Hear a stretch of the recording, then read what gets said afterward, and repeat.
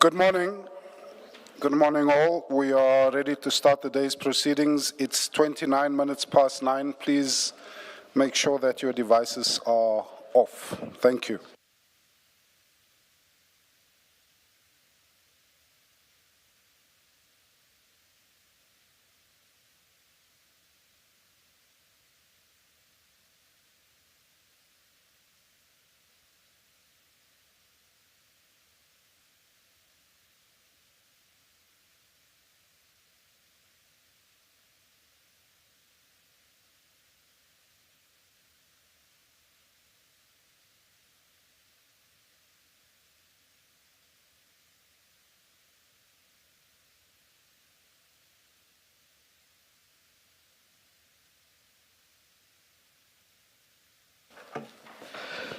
Good morning, Mr. Chaskalson. Good morning, Dr. Skuman.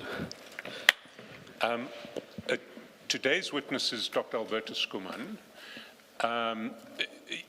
He is going to testify about flaws in the existing asset disclosure regime and possible reforms to that system that might assist in strengthening the capacity of the SAPS to resist infiltration by organized crime. I just want to, a couple of matters of housekeeping. There should be two files before the commissioners, a very short witness statement file that includes a witness statement and a report, and then a fairly large exhibit file that includes a series of articles and documents to which the report refers. And Dr. Skuman, do you have those two files in front of you as well? Good. Then if we can begin, Dr. Skuman, in the statement... sorry. Dr. Skuman, will you be swearing or affirming? Please pull both mics closer to you and be seated centrally in relation to them, please. Thank you. You comfortable? Great. Yes, yes. So will you be, did you say affirm? Sorry, say again? Did you say you are affirming or swearing? I'm affirming. Affirming. Do you affirm that the evidence you are going to give is the truth, the whole truth, nothing but the truth? I do. Thank you. Thank you, Dr. Skuman. If we can then start by just identifying that your very short witness statement, which covers the report, ends with your signature at the top of page 3. Can you confirm that's your signature? That's correct. And can you confirm that the contents of the short statement covering the report are true and correct? That's true. And then that the report, to which we will refer in some detail, represents your opinions based on facts that you believe to be true and correct. That's right. So if we can start then with the witness statement, in paragraphs, or from paragraph 2, you really describe your work and qualifications. And can I ask you to read paragraphs 2 to 5 into the record? Okay. I am an extended term consultant engaged by the World Bank and task team leader for the World Bank's program supporting anti-corruption reforms in Southern Africa. I hold a PhD in politics from the University of Sussex. I have worked on anti-corruption programs for World Bank units across Southern Africa and South Asia. Prior to my work with World Bank, my work on anti-corruption and governance issues has included consulting for Transparency International, research and teaching at the University of Sussex in the UK, and research at the Institute for Security Studies. My work combines public policy research and technical assistance to inform public sector reform on topics including anti-corruption, civil service reform, and governance. This includes advisory support to a range of government entities in South Africa on anti-corruption reforms, including, among others, research for the National Anti-Corruption Advisory Council on strengthening the country's anti-corruption response. I am the author of a book on the relationship between political parties and the state in the Global South, with particular attention to the political administrative interface, state building, and corruption. I was previously a member of the Electoral Reform Consultation Panel, appointed by the National Assembly in terms of the Electoral Amendment Act of 2023 to advise on reforms to the electoral system in line with recommendations from the Zondo Commission to strengthen parliamentary oversight and accountability. Thank you, Dr. Skuman. Now, we've asked you to present your views on the existing disclosure regimes applicable to senior officers within the South African criminal justice system, and to suggest some reforms that might assist to improve these regimes in combating corrupt infiltration of the criminal justice system. And you've prepared a report in response to our request. Can I just ask you to identify that report as Annexure A that starts at page 4 of this bundle? That's correct, Annexure A. And you refer to several reports in your report, and you refer to reports prepared by an initiative called STAR. Can you just explain what STAR is? Sure. So the Stolen Asset Recovery Initiative is a joint work program between the World Bank Group and the UNODC, so the United Nations Office on Drugs and Crime. Together they work on a lot of issues around anti-corruption and money laundering, one of the issues being on asset disclosures and declarations. And so a lot of the work that we've done in South Africa around understanding and analyzing the financial disclosure system here is based on their work, and I've worked very closely with the colleagues within the STAR initiative. Thank you. If we can now turn to the report. You start with an introduction which essentially describes the field and states the problem. Can I ask you to begin with by just reading paragraph 1 of your report? Paragraph 1 says, collusion and conflicts of interest are at the heart of the issues investigated by the MADLANGA Commission. Testimony before the Commission reveals systematic conflicts between the duties of public officials and their personal interests, where beneficial relationships with criminal actors have taken precedence over official duties. This includes the abuse of positions of authority to intervene in and obstruct investigations, the disclosure of confidential information to criminal actors, and the manipulation of procurement processes to direct contracts to associates, each underpinned by an expectation of reciprocal benefit, whether in the form of gifts, payments, or gratifications channeled through family members and private business interests. So would it be fair to say that there are really that what you speak to is a problem where, through corrupt infiltration, organized crime has been able to gain purchase over the SAPS through 3 different types of quid pro quo that come on the other side. The first being abuse of authority to intervene and obstruct investigations. The second being the disclosure of confidential information to criminal actors to assist them, and the third relating to procurement processes. You're nodding your head there. I think that's correct. I believe that's the evidence before the Commission. And that, of course, speaks to a serious failure in the institutional framework for detecting and combating corrupt infiltration of the SAPS. Again, I must ask you when you agree to say yes as opposed to nod your head, because we, at a later stage, will have a written record. Sure, I agree.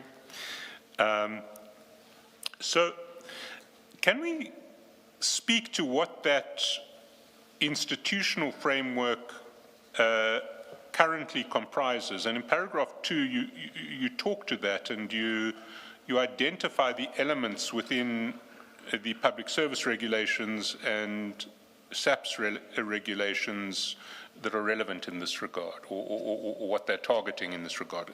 Maybe if I can ask you to pick up there in paragraph 2 and well, to highlight what the system is designed to do. Sure. So within the current framework, in terms of the public service regulations as well as the SAP's own employment regulations, there are a series of measures and mechanisms in place intended to deal with conflicts of interest, to manage integrity within the public sector as well as SAPs. And so that includes mechanisms around financial disclosures, so preparing forms stating your financial interests and assets. It includes protocols around conflict of interest management. If a conflict arises, what is the process in place to determine how to deal with that? A series of other measures such as protocols around gifts, the limitations on the value of a gift and when it can be received, how it should be reported, prohibitions in terms of outside remunerative work, permissions that have to be granted and process around that. So collectively, a series of regulations around ensuring that public sector officials behave themselves in line with public sector values with the intention of preventing misconduct, corruption. Now, your report is in large part focused on identifying where the existing system is failing and what its weaknesses are. In paragraph 3, you essentially set out the topics that you're going to be addressing in the report. And can I ask you to pick up there, just providing essentially a roadmap to where we will go today? Sure. So the note starts by talking about corruption prevention as a concept. So this is something distinct from what we often focus on in terms of investigating and prosecuting corruption. So when we talk about corruption prevention, it's all of the measures that I've just mentioned around how do we manage public sector integrity, how do we avoid conflicts of interest. So I start by explaining why this is important in the public sector, why we should care about corruption prevention and why it matters. The rest of the report looks at corruption prevention, in particular in SAPS, but as applicable to the broader public sector. And a lot of this is through the lens of the financial disclosure system, which forms a very integral part of the corruption prevention architecture. A lot of the accompanying processes build on the financial disclosure system. When we talk about lifestyle audits, lifestyle reviews, conflict of interest management, a lot of this relies on the initial disclosure forms. And so it is very reflective of the issues that we have within corruption prevention as a whole. So we focus on financial disclosure form and the accompanying institutional framework, the sanctions attached to that as a lens through understanding some of the deficiencies in the current framework for corruption prevention. And then still giving a roadmap to where we're going, in paragraph 4, you talk about areas of reform on which you're going to focus. Can you again highlight those? Sure.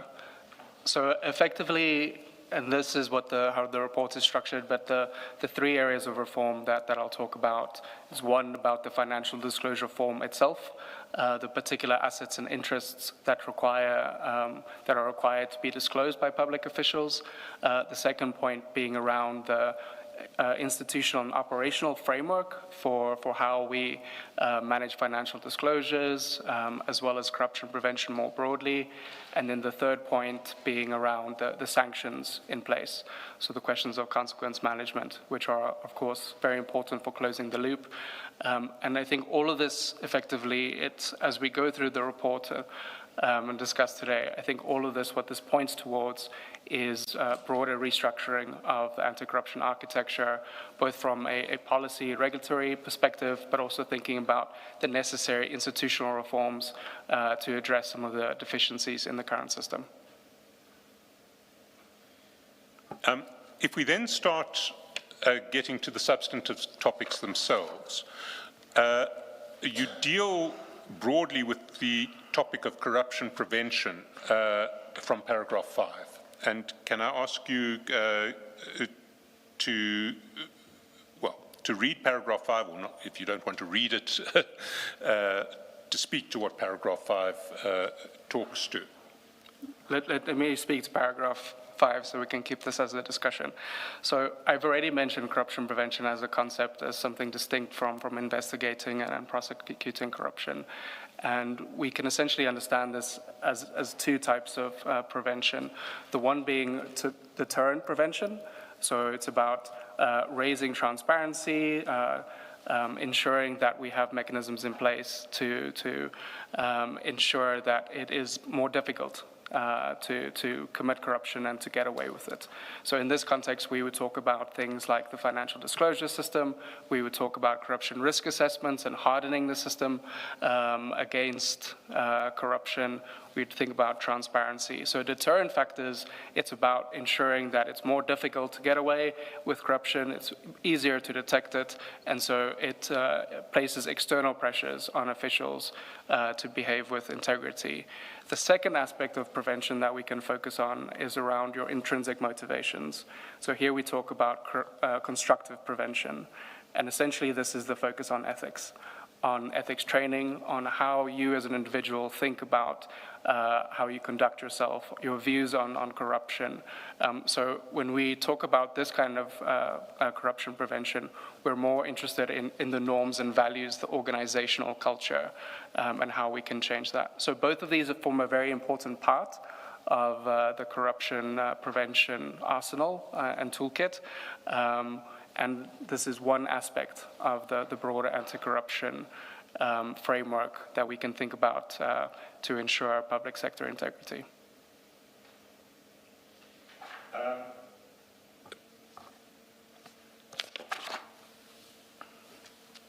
You identify the regulatory framework governing corruption prevention in South Africa with reference to the SAPS in paragraph 6. But you make the point in paragraph 7, which I'd like us to dwell on, that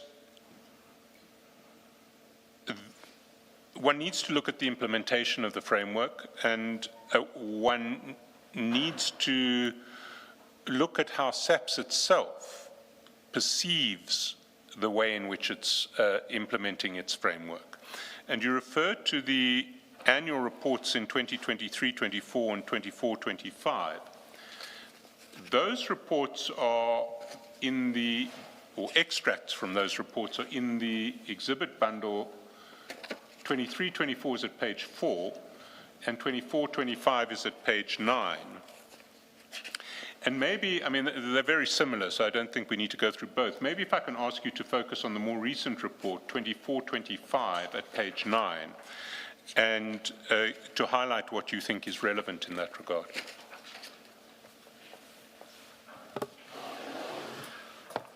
Sure. So page 9 of SAPS's annual report speaks to the mechanisms, their internal mechanisms for reporting fraud and corruption, and how they deal with these issues. And there's a particular section, a table there that deals with prevention, and they mention the measures carried out by the Risk and Integrity Management section. They mention ethics workshops, minimum information security standards, the disclosure of financial interests, restrictions around applications for additional remunerative work.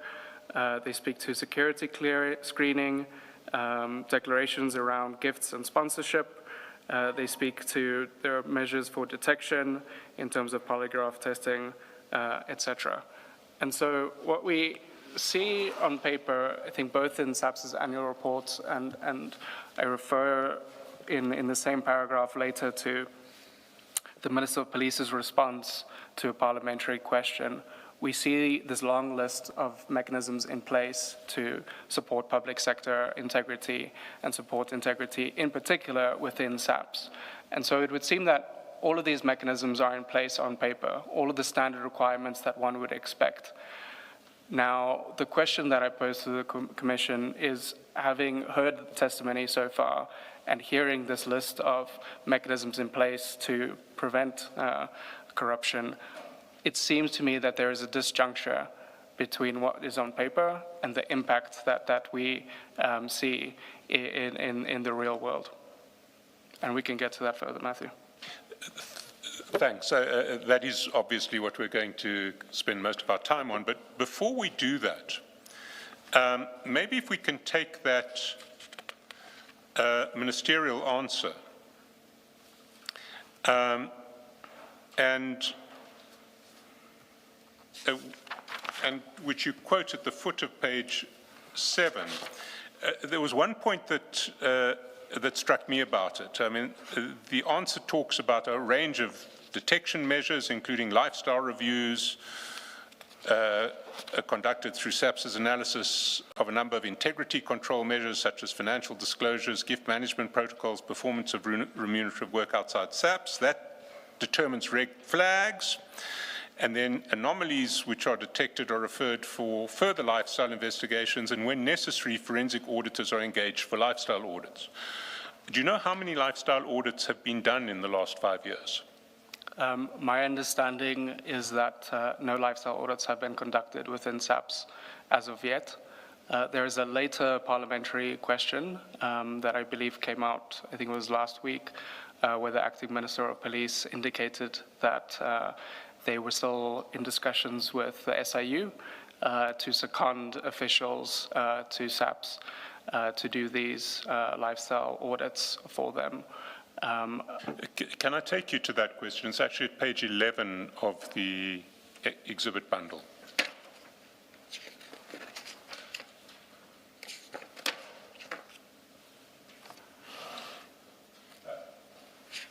Sorry, page 78. I've got the wrong question. Page 78.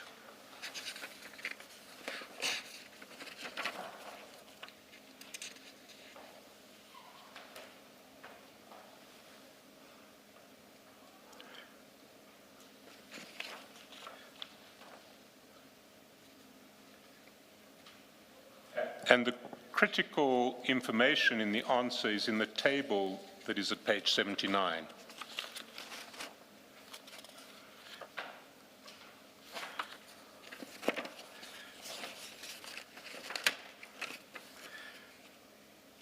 Sorry, Matthew, could you repeat that?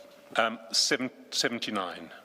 The table in page 79 gives you the statistics of what's been done where. 79, right, yeah.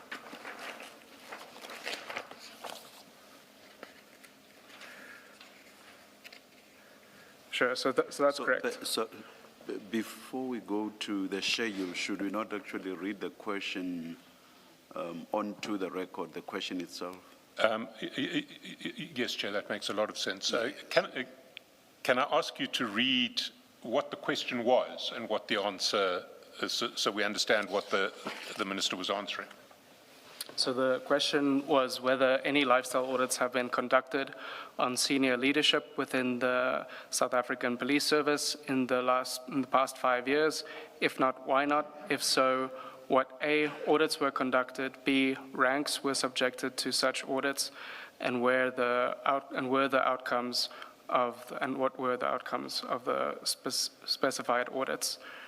The second part of the question is whether the SAPS has approached and or engaged the Special Investigating Unit or any other external body to conduct independent lifestyle audits of senior police leadership.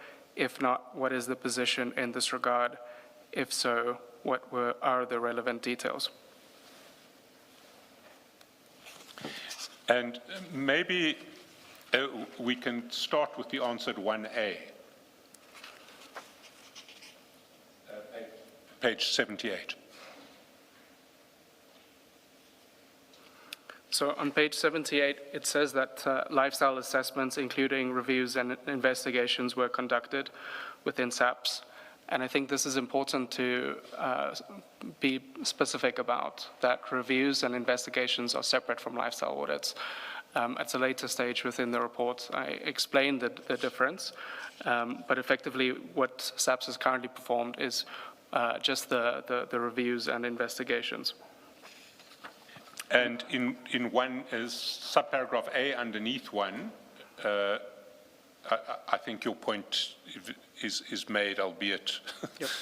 in the fine print, as it were. So it says, based on the lifestyle investigations conducted for senior management service members, no cases escalated to full lifestyle audits during the period under review. And the period under review in the question is the past 5 years. That's correct.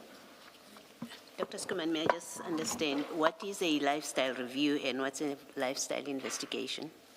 So a lifestyle review is something that is conducted by an ethics officer within a line department. So a review is based on the financial disclosure form. It looks at the assets that an official has reported. It compares that to an official's income, and they determine whether they believe that is consistent. If it's not consistent, they can refer that to the head of department for a lifestyle investigation. Now, this is the next level of assessment.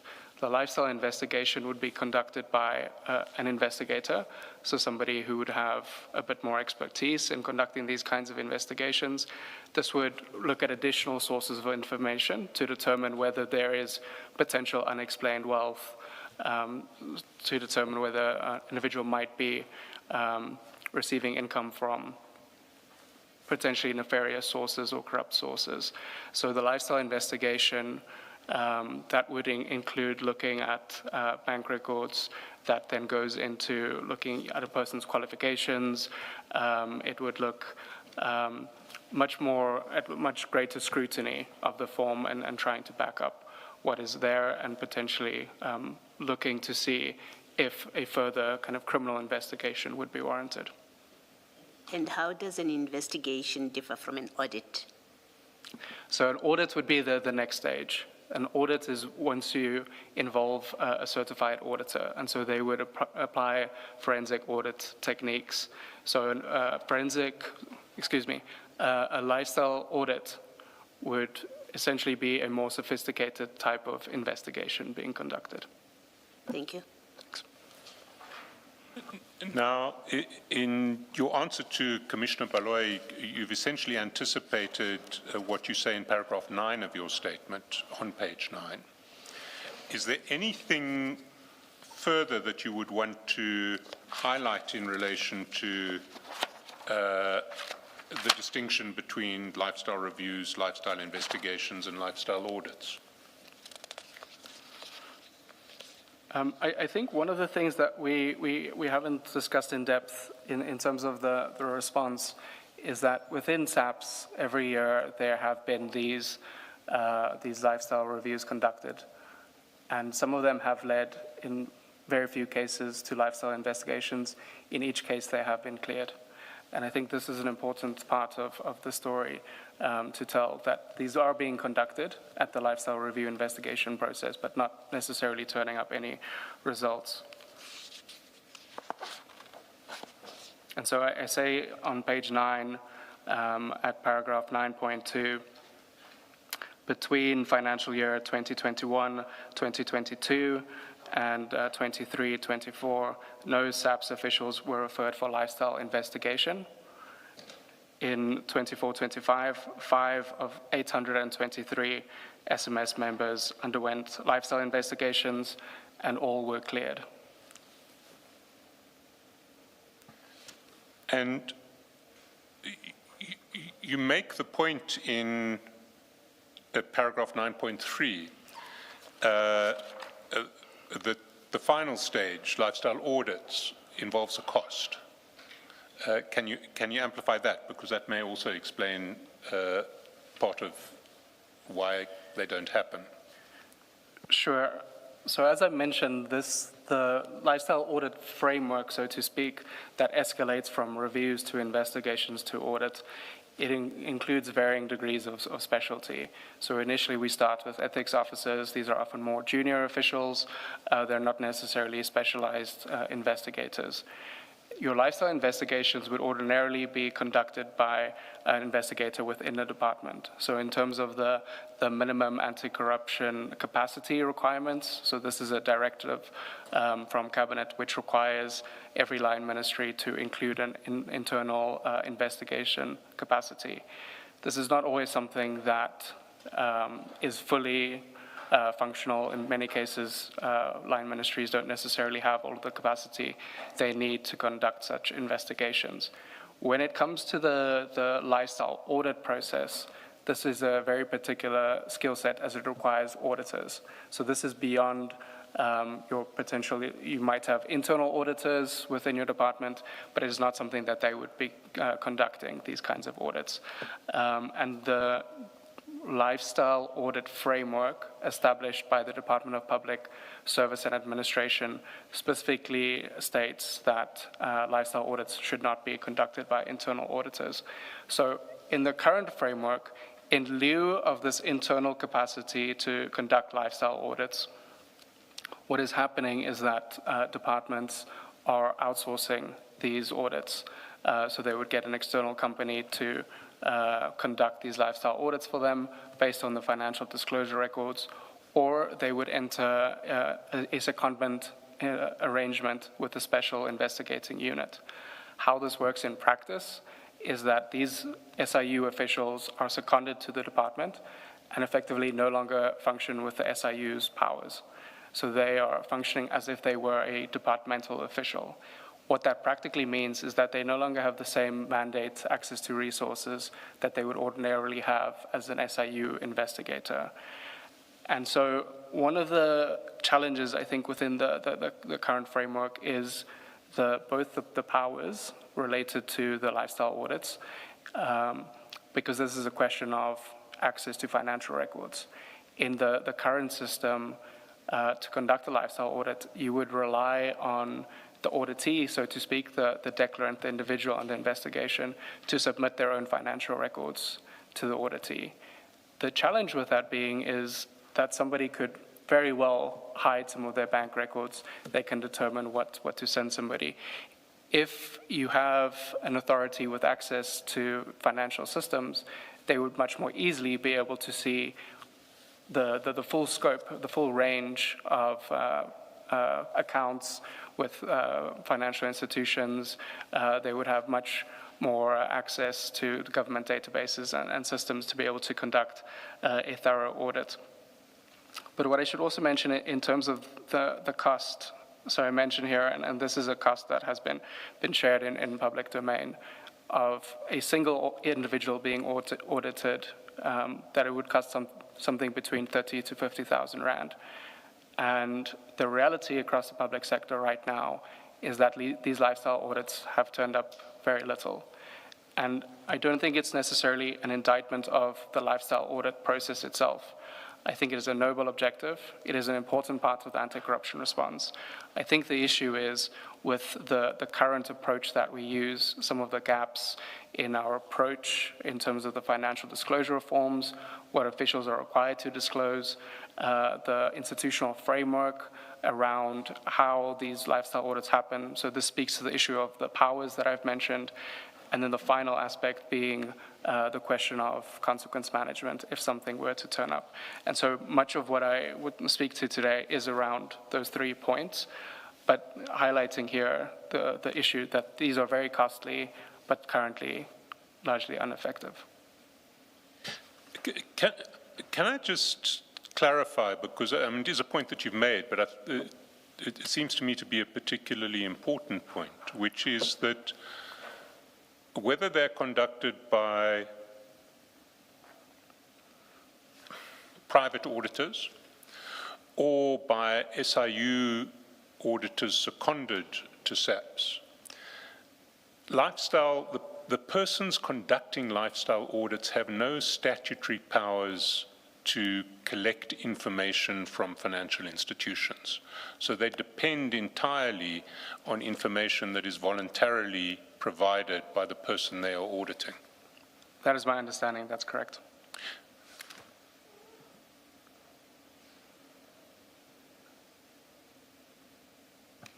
And At the moment, the system only reaches this lifestyle auditing stage after it's gone through, after a red flag has been triggered below it. There's no system of random auditing that takes place. So the expectation with the escalating audit or lifestyle review process is that you start from the baseline of the initial review to turn up red flags. It goes for further referral for more in-depth investigations. And so this would, if there are suspicions in a particular case, this would escalate to the lifestyle audit phase. Within the current context where there are a lot of concerns around corruption and misconduct within the senior management service, what a lot of entities have opted to do is to go straight to the lifestyle audit process, to have blanket lifestyle audits for the senior management service. In some ways, I think in international examples, this is irregular. It wouldn't be normal practice to conduct blanket lifestyle audits. Ordinarily, a lifestyle audit is something that you do when you have good evidence that there is some kind of concern around an individual that warrants this kind of more in-depth investigation. And in many cases, a full lifestyle audit in other jurisdictions would include speaking to their associates, determining, who they have business dealings with, doing a much more thorough investigation. This blanket approach, I think, is reflective of the fact that the financial disclosure system, the verification, the lifestyle reviews, so far have not been turning up anything. But at the same time, we know from experience, we know from media reports, we know from what we see in commissions such as yourselves, we know that there are these things happening, but they're not being detected. And so the current approach has been to institute these blanket lifestyle audits across the senior management service. But as the advocate mentions, what you'll find in many jurisdictions is that the lifestyle audit process is more driven by good evidence of a particular case where you might want to do a much more in-depth investigation or to conduct random verifications, random audits to keep people on their toes and to potentially detect misconduct. Now, when you talk about the senior management service and lifestyle audits across the board, you're talking about the public service generally, not SAPS, because we've seen there have been no lifestyle audits at SAPS. That's correct. So the parliamentary question we referred to earlier, I believe it's at the end of the question. I think it's on page 80 to 81. The final paragraph of page 80 says, engagement processes with the Special Investigating Unit have been initiated. However, the secondment and full operationalization of the support remain in progress. In addition, all senior management service members are currently undergoing revetting.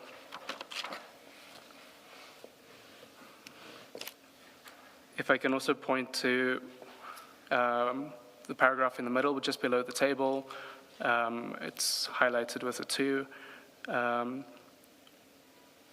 It says, yes, the South African Police Service has formally engaged the Special Investigating Unit to assist with independent lifestyle audits.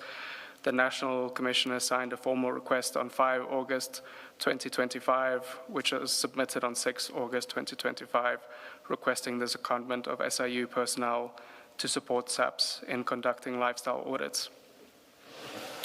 The parliamentary question in question was replied to this response that I'm reading from now. This was early July. I think the exact date may be on here, the 5th of June.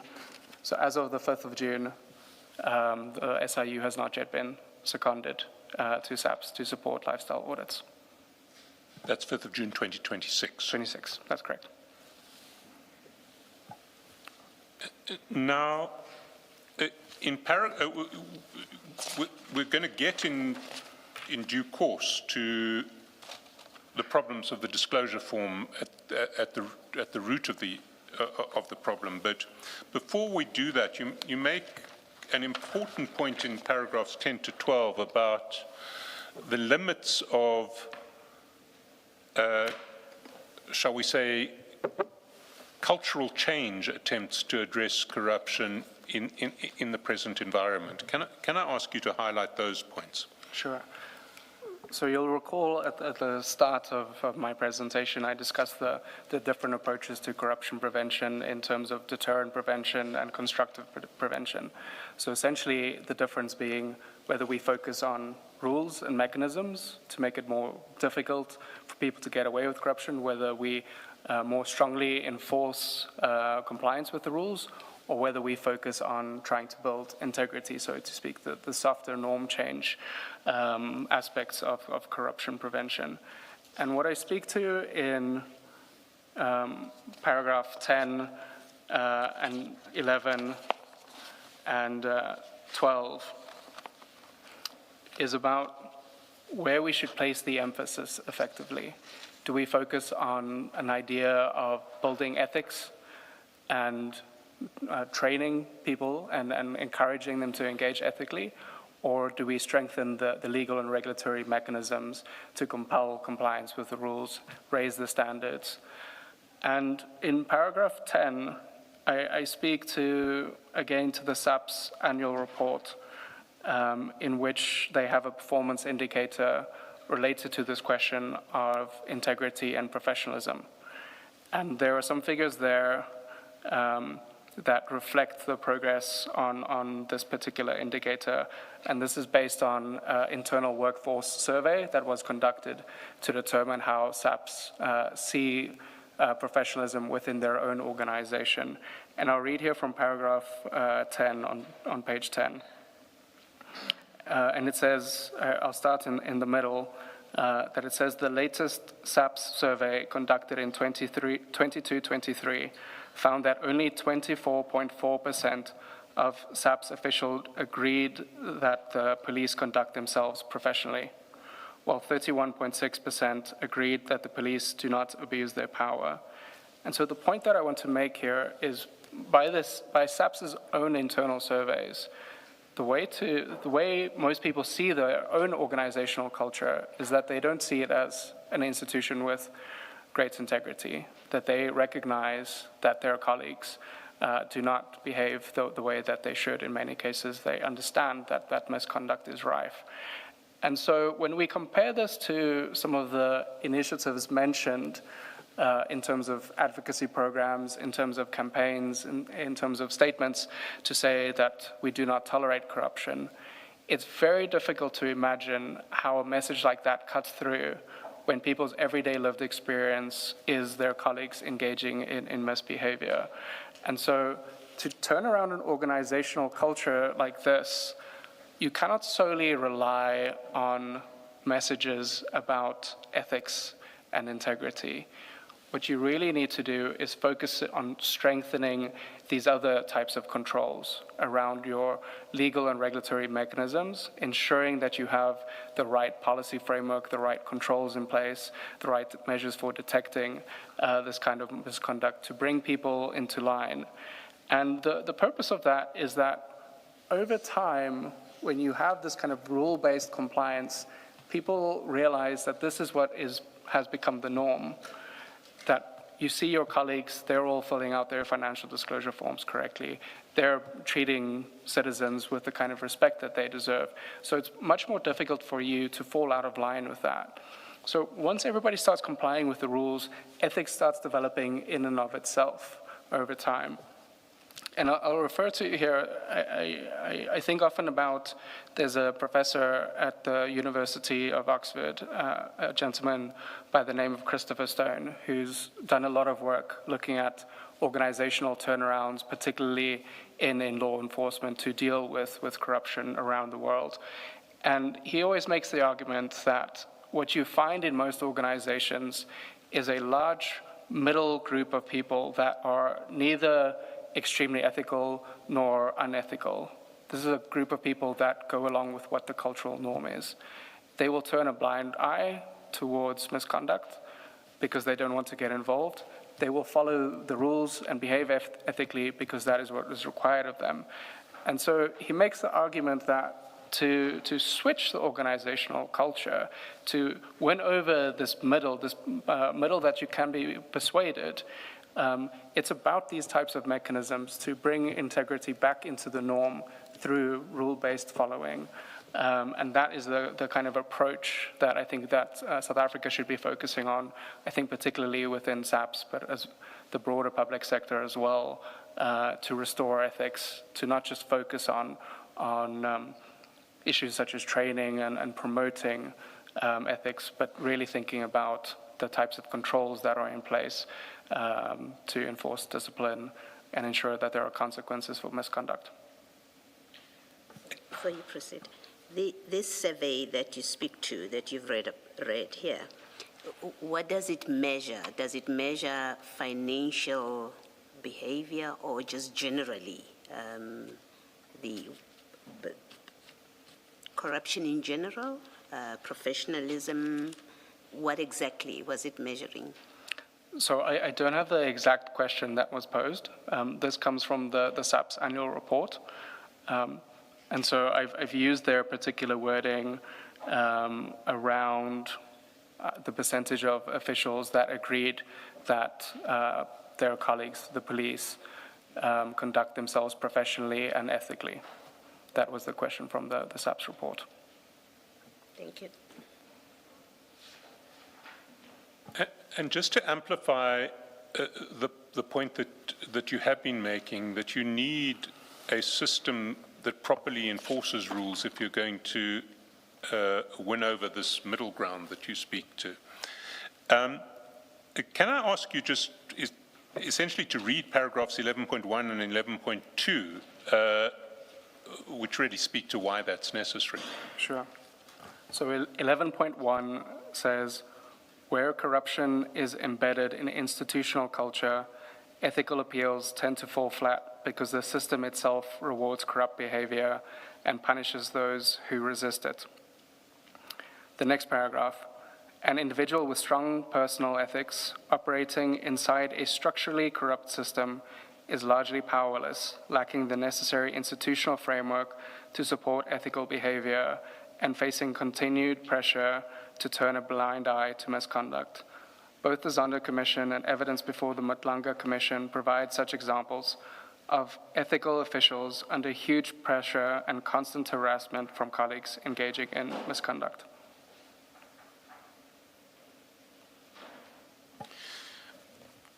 So if we can move now to where you see the specific technical problems in the current system. And can we start at paragraph 13 on page 12, where you're talking about financial disclosure as the cornerstone of integrity management? Sure. So the starting point of the integrity framework to a large extent is the financial disclosure system. And the reason why I say this is that a lot of our other controls build on this or build around it.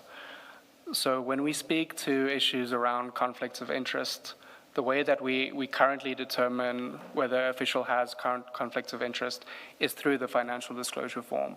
It is the companies that they disclose on their forms that we then check whether they are on the central suppliers database, whether they might be engaging in business with the state, or whether this company might be involved in a sector, for example, that might pose some kind of conflict of interest. It's the same with the lifestyle review and the lifestyle audit process. All of this builds on the initial disclosures. So it is really a critical component, and it has such downstream effects when we get this wrong, when there are omissions in this initial form, areas and blind spots that we don't check. Down the line, when we're trying to understand an individual's potential conflicts of interest, if we don't know what companies they themselves are involved in, if we don't know what companies their family members are involved in, we're much less able to determine what an individual's conflicts of interest are. It's much more difficult to put in place preventative controls so that they divest from those conflicts, or that we find some kind of way to get around that.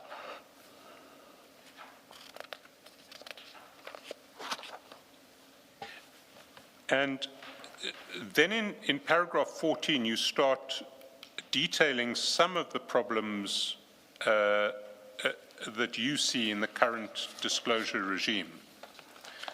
Well, paragraph 14, you just make the point that there are different disclosure regimes across the public service generally. But in paragraph 15, you identify what you see as the design deficiencies. And can you highlight these? Sure. So let me start with paragraph 14, because I think it's an important point to make. I have been speaking a lot about a financial disclosure system as if it is one framework within South Africa's current institutional context. The reality is that there are many different disclosure frameworks. Members of Parliament have a distinct framework where they are required to disclose their interests. The executive has a separate framework in terms of the Executive Ethics Act. The judiciary has a separate framework and requirements in terms of the Judicial Services Commission Act. Local government has a different framework, both for councillors as well as officials within local government administration.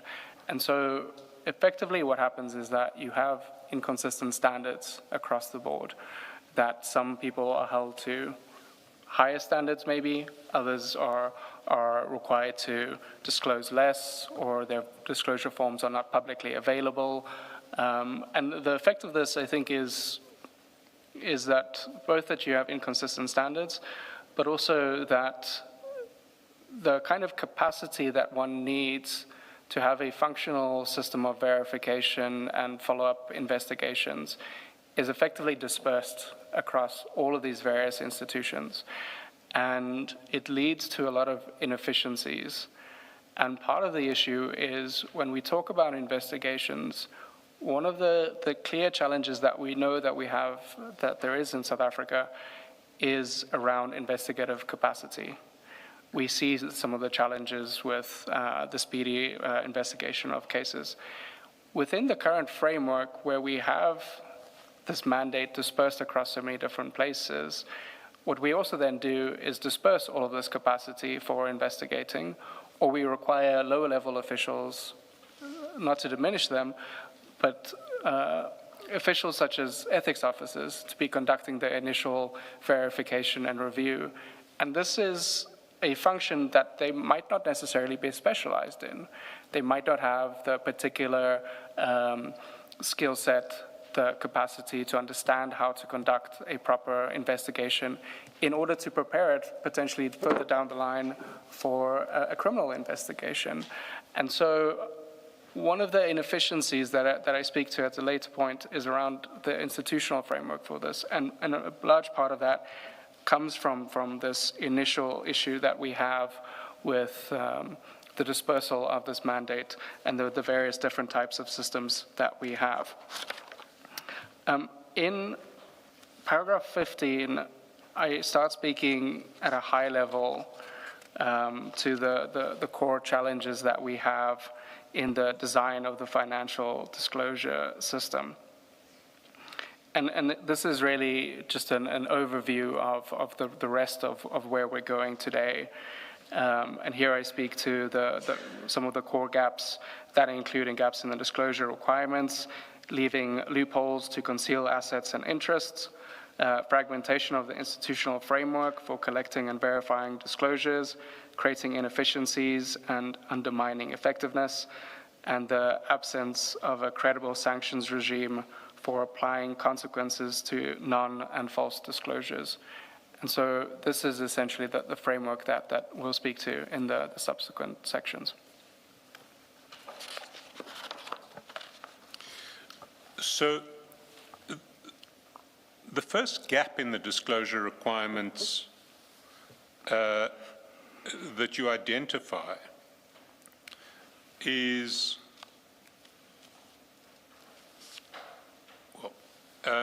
paragraph 17, where you talk to the exclusion of family members from disclosure obligations. Can you highlight that? Sure. So the current form and disclosure requirements only apply to the individual, whether that's a public servant, elected official, etc. In each of these cases, it is only you as a person. We know that this, from international experience, we know that this is not sufficient. One of the easiest ways of concealing your financial interests and wealth is to place these same companies in the name of your immediate family members.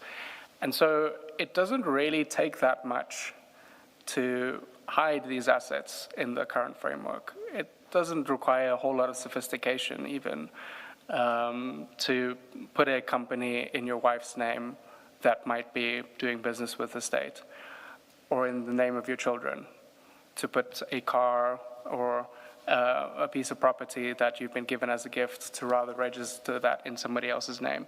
And part of the challenge with not extending these requirements to your immediate family members is both the concealment of these assets and your financial interests, but the effect that, downstream effect that has, for example, on managing conflicts of interest. If we, as a, say, for example, as a public service commission or line ministry, if we're not aware of your wife or husband financial interests in, for example, let's say medical supplies, and you work in the Department of Health, that can potentially pose a very direct conflict of interest. And in the current regime, that is not something that we would be directly able to consider, because we don't require that kind of disclosure to be made in the disclosure form. There might be other places where you are required to report ad hoc conflicts of interest in a more formal way, but separate to these requirements. But the form currently is limited in this regard. And I mention this also because this is, as I've said, a very, very common issue that you see internationally. You see it locally as well. And so the way to get around that, what you'll find is in many countries that they've started introducing requirements to also extend these kinds of disclosures to your immediate family members. And a related problem you highlight in paragraph 18 is that it doesn't deal with beneficial ownership. Can you amplify that? Sure. So let me start by explaining what we mean by beneficial ownership. What you'll often find in grand corruption cases, in money laundering cases, in tax evasion cases, is that actors are sophisticated. They will put their financial interests, their business interests, their companies in complex legal structures. You have a company that owns a company that is put into a trust, etc. And so this starts blurring the lines when you're an investigator, and starts making it much more difficult to determine who ultimately benefits from this asset or this company, who has direct control over it. And so commissioners will remember over the last few years, South Africa has been working on leaving the grey list in terms of the anti-money laundering requirements and the standards set by the Financial Action Task Force. And so a lot of the amendments introduced as part of those reforms were around introducing beneficial ownership registers for companies, for property, and even in the case of trusts, determining who is the ultimate beneficiary of an asset. And so this is a very relevant concept and issue when we talk about the disclosure of your financial interests and assets. Because if we don't require an official, and we don't make this clear that an official needs to disclose their beneficial ownership and interests in companies or property, effectively what we're leaving open again for them is to just use some kind of a nominee or intermediary structure that they can transfer all of those funds in, put it in a trust, or find some kind of way that an official doesn't have to declare these assets or interests because they're not in your official name. So purely by having this small arm's length of distance between you and an asset, you can you can prepare your disclosure form entirely correctly. You can fill it out without having to worry about all of those things that you haven't disclosed, and you'd be following the rules. And I think that that's part of the challenge here, that we've left open, I think, both with the family members and the beneficial ownership issues, we've left open two of the biggest gaps that we know internationally are used in grant corruption schemes. And these are issues that are quite significant and I think quite substantial vulnerabilities.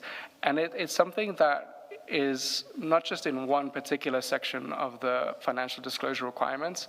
It is a principle that needs to be applied throughout. So in every section that you would have to speak to your beneficial interests, for example, when it relates to property, when it relates to companies, etc. So we've now highlighted two blind spots of the form. In paragraph 19, you deal with specific categories of assets that the form doesn't ask for. And can you take us through those? Sure. So it's not just categories of assets, it's issues relating to assets. That's correct. So in the current approach for each asset that you declare within a category, let me use the example of purchasing a house or owning a house. Within this particular category, there are 4 or 5 specific pieces of detail that you need to provide about this property. You would have to explain where it's located. You might have to explain what the value of the property is. But there are additional pieces of information that are really important for subsequent processes when we get to the stage of lifestyle reviews and investigations. So this additional information that one also needs to know is when was this property acquired? How was it acquired? What did how much did it cost when you paid it? And so it's about more consistently being able to describe a full picture of your financial status, so that over time with these forms, we can see the changes, we can see a person disposed of this asset that freed up capital to purchase a new asset. And so it helps us understand what these changes look like with time, but also detect potential cases where somebody all of a sudden shows up with assets that have previously been undeclared, and you might have questions. Are these omissions from previous years? Or has this person now been able to buy a brand new house? Where has that money come from? Is it them that has paid for this house or car? Or is it potentially a gift that somebody might have given to them? So there are little bits of pieces of information like that consistently throughout the form are required to better understand the origins of these assets, to understand the context within which they were acquired, whether they were a gift, whether this is something that you bought, whether it's something that your spouse bought, for example.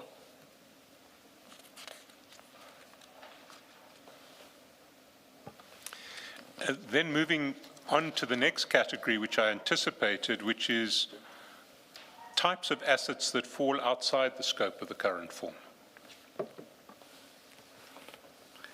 Sure. So within the current form, the focus is largely on some of the more common and I guess high value items that one might consider.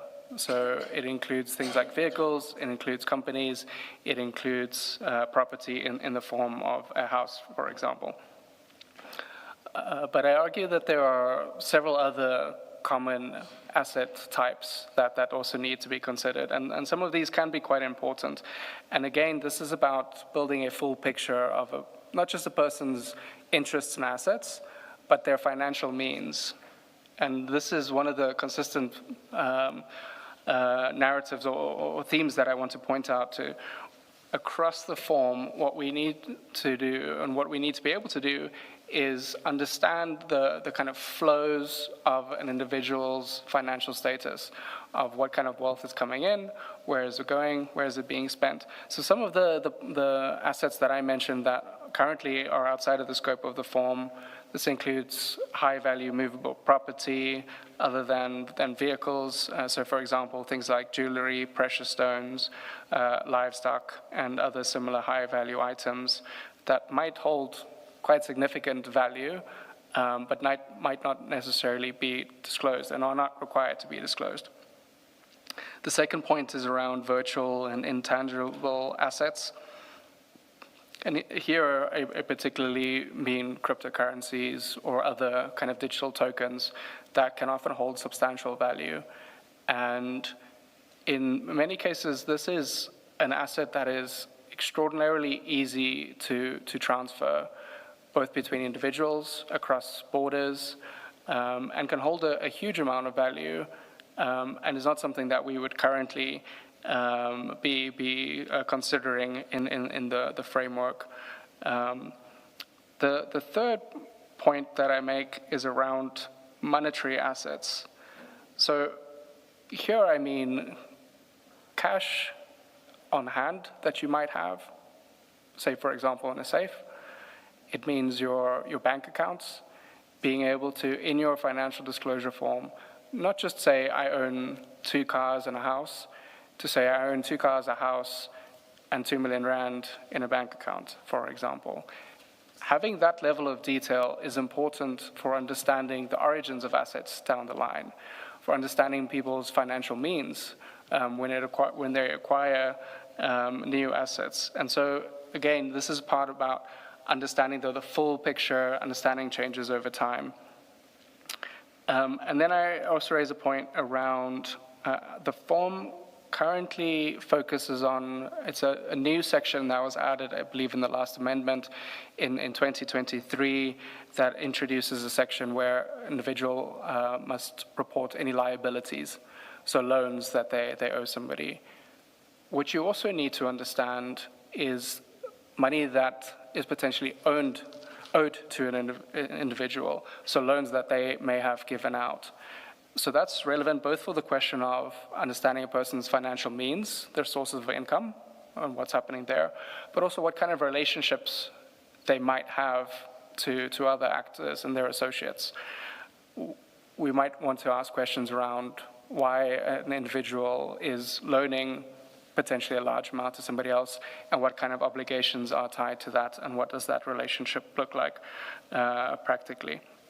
Dr. Silman, how do these forms treat, it's a modern phenomenon where something is neither an asset nor a loan in the true sense, but a public official has the right of use of an asset, either a house or a car, that belongs to somebody else.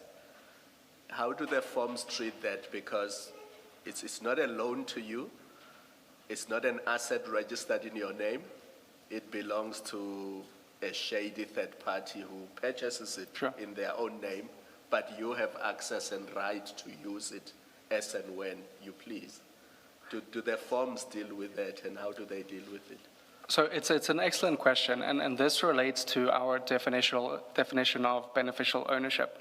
So it's not just about ownership, but as you say, about beneficial use, and making that clear. And so the way to approach this in your form, and this is much simpler in an electronic format, but for each asset that you declare, that you state, this is an asset that I own under my name individually, or that I have beneficial use of, I have beneficial control, or I have joint ownership maybe with my spouse, etc.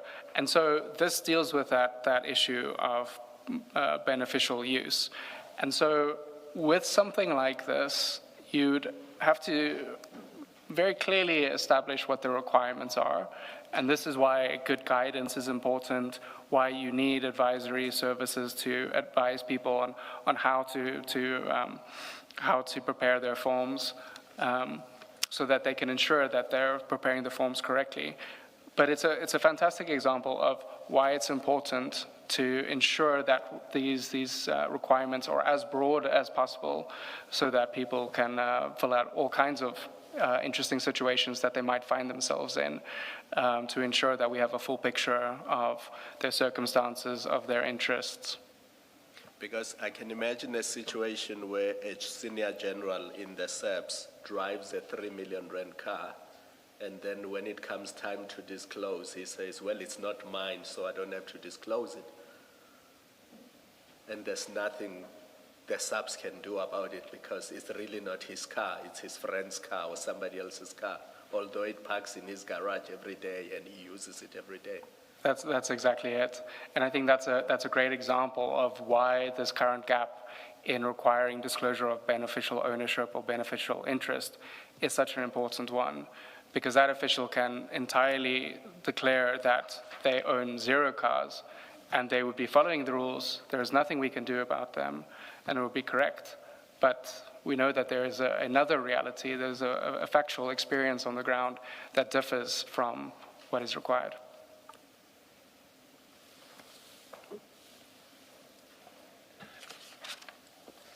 The last category that you speak to is the way the form treats income in paragraph 21. Can you elaborate there?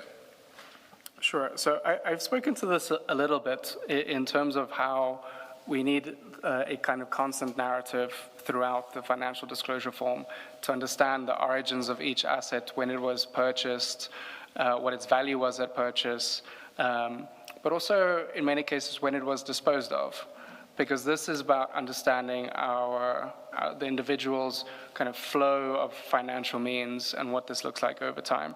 So when I speak about income here, we're not necessarily talking about this in the same way as an accounting practice of saying this was the revenue this year, this was the expenditure. We need to understand things like taking on a loan is a type of income, right?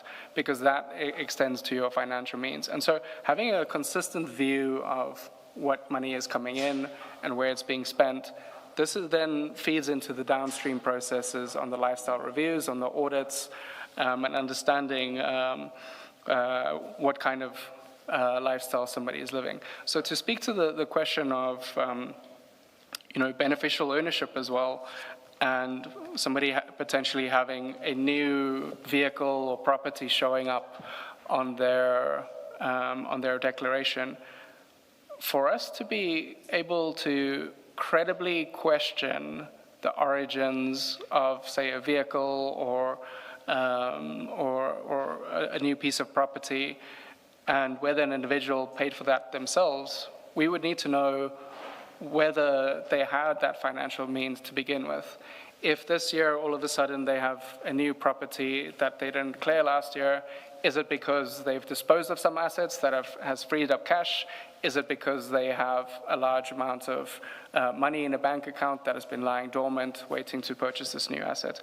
So again, it speaks to the kind of understanding of the kind of constant flow over time of income and expenditure. And so it's in part, it's reflective of the current approach that I criticize, that our current approach in the financial disclosure form is essentially a list of assets that one owns. It is not intended to understand these changes over time. It's not intended to understand the additional kind of interest that somebody might have.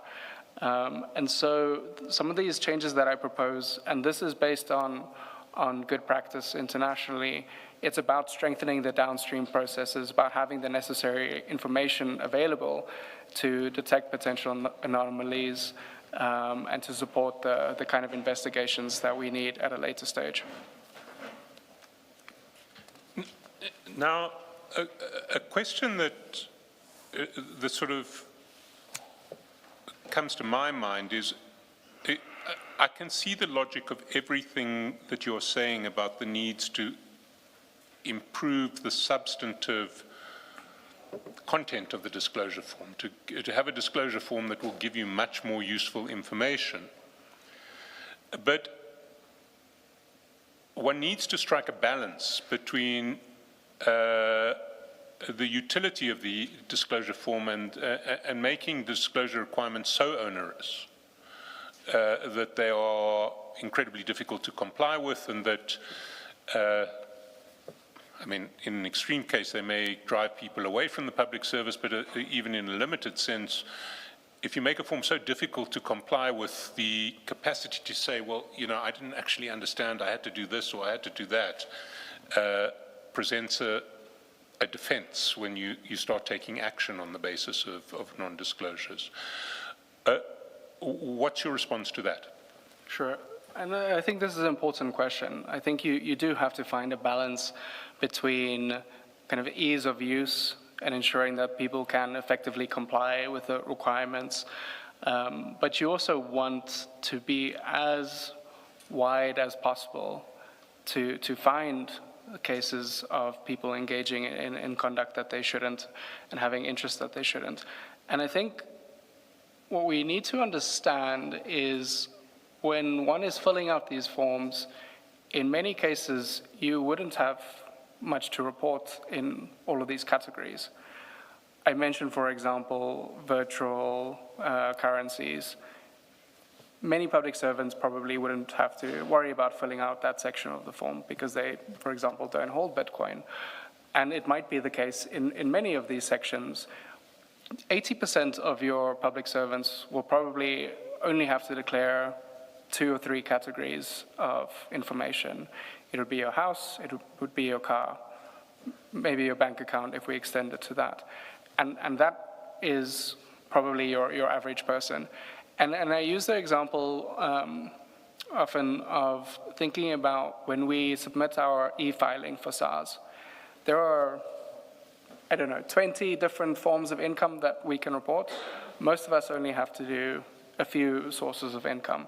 And it's the exact same concept that in many cases, you wouldn't necessarily have to worry about all of these other categories of assets to declare or all of the complexities, because most individuals would have a very normal, very standard, straightforward profile. Where this really matters is the complex cases, is the difficult ones, where people are trying to engage in funny business, trying to get around the rules. And that's why it's important to have a form and disclosure requirements that are as broad as possible to ensure that the net is wide enough to capture those types of cases. But for most declarants, it would be a relatively straightforward process. And the next section speaks to the e-disclosure system and digitization. And one of the great advantages of digitization, even in the current e-disclosure system, an official, when you're preparing your declaration, you can import your submission from the previous year. So that already makes your life much more difficult.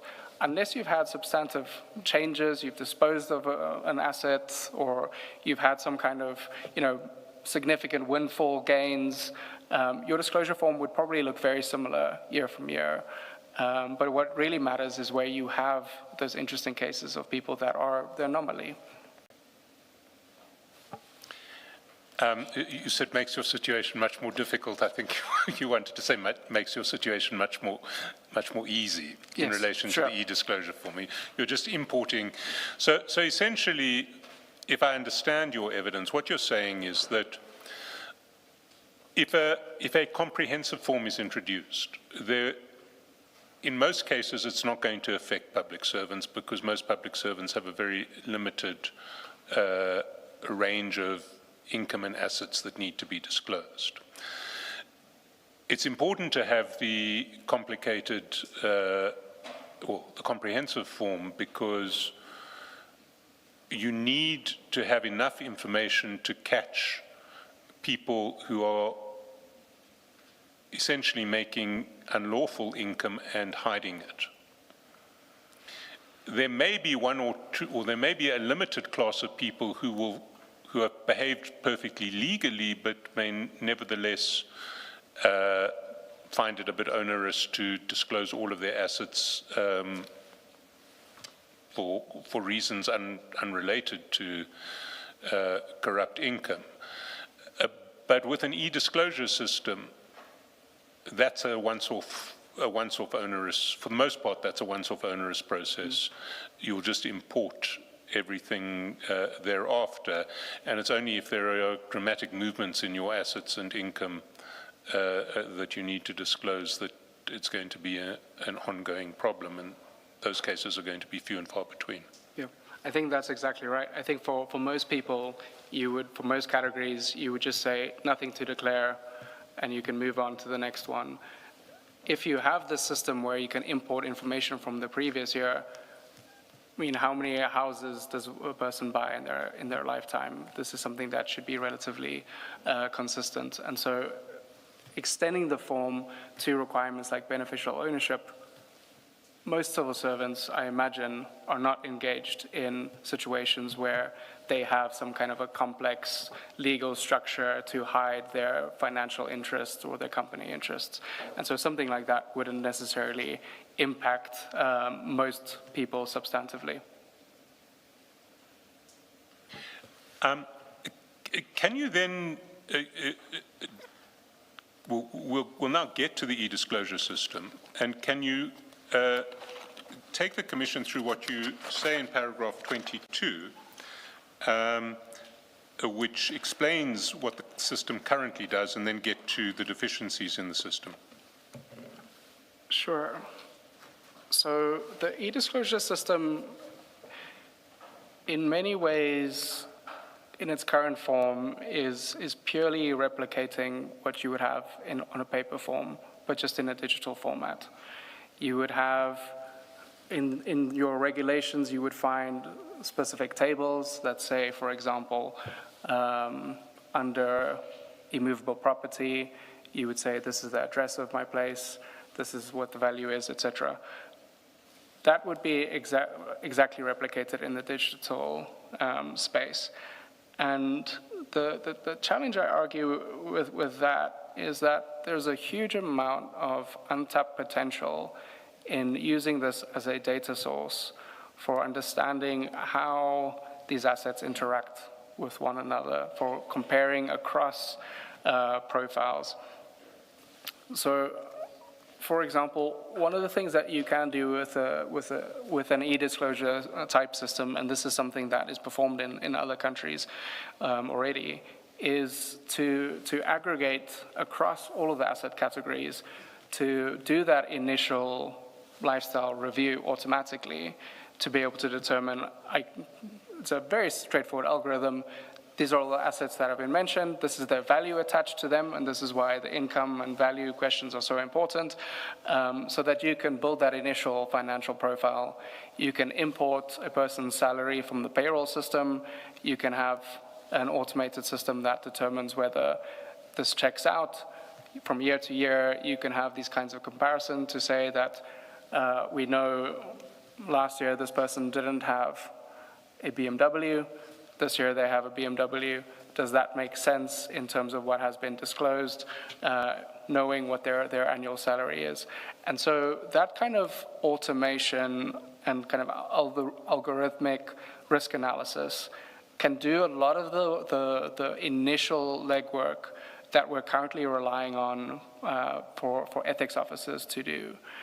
And there's a huge potential to free up those resources and to rather focus your human resources on investigating the anomalies, the strange cases. And so I think there's a significant potential if we were to effectively change the approach of the e-disclosure system to think about all of this information as structured data, so that we can compare across years, we can compare across an individual profile, but also across categories of declarants. So for example, if you were to look at civil servants on level, say, 11, you would expect a relatively similar financial profile for most individuals. They earn the same amount. You maybe want to take into account how many years they've been at that level, or figures like that. But you would have, generally, most people would fall in a very similar bucket, similar financial circumstances. Within that context, if you find an individual that has, 2-3 times as much wealth as the person who works in the office next door to them, you might start raising questions like that. And something like this is potentially quite difficult to do manually.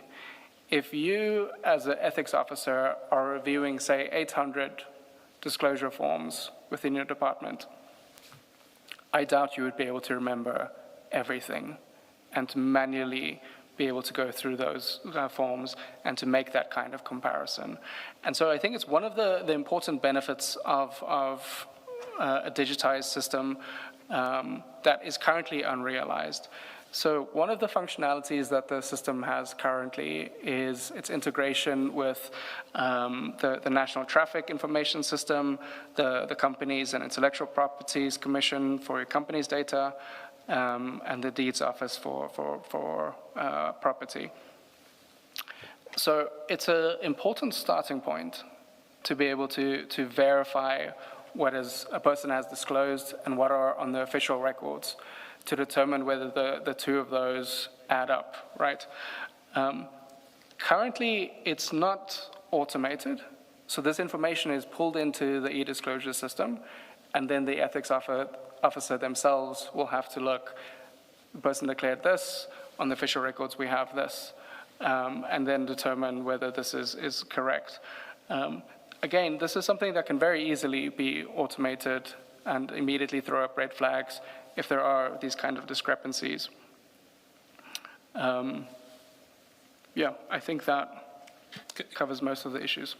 Can I just highlight one point that I think you made, but I just want to clarify I didn't misunderstand you. You said earlier that in the e-disclosure system, it will automatically populate all of the line items with your last year's disclosure.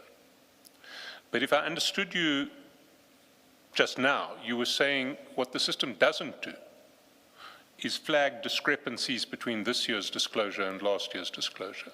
So it has the information, but it doesn't do the automated comparison. That's my understanding, that's correct.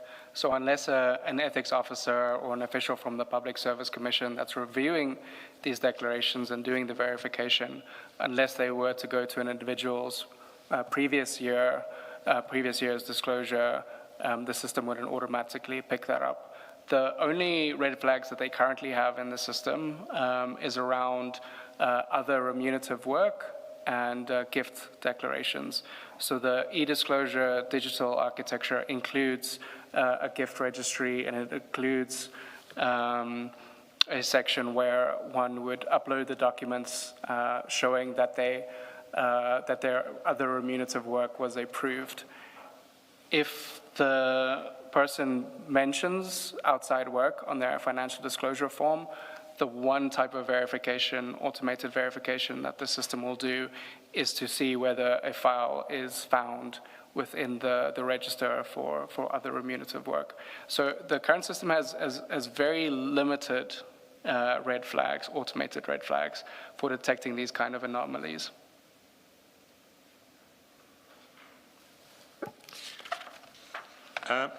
Then the next point that you make in relation to deficiencies in the current framework relating to disclosure is the absence of public access to financial disclosures. That's paragraph 24. Can you explain, can you explain the logic of your highlighting this point? Sure. So I think one of the things we have to recognize in an open democratic society is that civil society is a fantastic resource for public accountability. And making these kinds of disclosures public has enormous potential to support the verification process. Currently, we're relying on individuals within line ministries to verify these disclosures. It's a very small cohort of individuals. But if one were to make these disclosures publicly available, immediately you have much more public interest. You have civil society organizations that would be supporting the verification process themselves. And this has the potential to turn up, for example, complaints. If I know my neighbor is a civil servant and every month I see them driving a new car, I can go look at their public disclosure form online, determine this seems a bit odd, and submit a formal complaint to somebody to say that maybe they should investigate this. So I think there are enormous benefits to public disclosure for broader kind of accountability and for supporting the verification of the system. In the current financial disclosure frameworks, so to speak, beyond the public service, currently members of parliament have their forms published publicly. I think it's a good example where we already see civil society taking that one step further. So currently, I believe it's the Parliamentary Monitoring Group that they themselves have distilled this information into a website so that you can see from year to year what a member of Parliament disclosed. And that also creates a new kind of potential for civil society organizations themselves to develop, automated verification tools to be able to hold people accountable. And so the idea of public disclosure, it's not foreign in South Africa. It's something that we already do in isolated cases. In the local government framework, there is discretion to make financial disclosures public. And so evidently, this is something that would be possible within our legal framework. And I mention in the report, I mention 2 examples, and they're representative of the ways many countries do this. But I mentioned, for example, Ukraine that publishes the declarations for nearly 800,000 individuals. Now, can you imagine if a handful of ethics officers had to verify 800,000 declarations themselves? It would take an extraordinary amount of time. And using as I mentioned, leveraging the public more broadly to hold their neighbors accountable, for civil society organizations to look into these disclosures, we start outsourcing the kind of verification and start strengthening the verification measures. And it's not necessarily that you have to publish every detail of the financial disclosure form. So I mentioned here the example from Sri Lanka, from their Anti-Corruption Act that was recently adopted, where these disclosures are published in a redacted form. So you would say that they own a property in this city, for example, or they own this make of car, but you don't necessarily say the address, you don't say what the registration number of the car is, etc. So you can find a balance between public access and the individual's right to privacy. And the same applies when we speak to the issue of family members. So it is something that you'll see in many cases that in cases where you require an individual to disclose the interests of their immediate family members as well, that those disclosures don't necessarily have to be made public, because that then respects the privacy of the individuals that are outside of the public service. But I think one of the common concerns around this is what does the legal framework for this look like, and whether you'd be violating the rights of a public servant, the right to privacy. But one of the things we have to understand, even POPI, the protection of information, of personal information and privacy, it recognizes that there are legitimate circumstances in which privacy can be restricted. And it specifically talks about corruption and corruption investigations. And in many countries, what they would do, it's part of your conditions of service that you have to abide to a certain code of conduct, to certain ethical requirements. And this kind of public disclosure would merely be part of those requirements as your conditions of service as a member of the civil service. I actually wanted to ask a question that relates to privacy concerns, but in a slightly different context. You touch on it in the context of disclosures being made public. My question relates to the instance where disclosures would have, as you touched on this before, would have to be extended beyond the official consent. For example, even to family members. So I thought, before you touched on the privacy concerns, I actually thought of those, because even your immediate family members are not you, the official. So there would naturally be privacy concerns there. And I thought in South Africa there could possibly be constitutional issues around it. Not that this would necessarily not be surmountable. For example, we have Section 36 of the Constitution, which says there may be justification for the infringement of rights. But at the stage when you first introduce this, say through an act of Parliament, you may not know whether the courts will ultimately say that this is justifiable. I just thought of raising that and maybe find out whether you have some experience in other countries about what has happened in this regard. I think that's an entirely fair question, but I think the way that you framed it, in terms of the constitutional requirements, it does recognize that there are instances in which these rights can be limited. And framing this within the context of your conditions of service as a member of the civil service, for example, or an individual working in the public sector, creates a limitation on the infringement of these rights to privacy. If we I'm very sorry to interrupt you. Yeah. Your answer relates to the officials' conditions of service. Yes. The members of your immediate family are not employees, so this would not apply to them. Yes, that's correct. And this is why I was saying in the Sri Lanka example that you often have redacted sections where you wouldn't extend this necessarily, the public disclosure requirements to family members that are outside of the public service to respect their right to privacy. I'm talking even outside of public disclosure.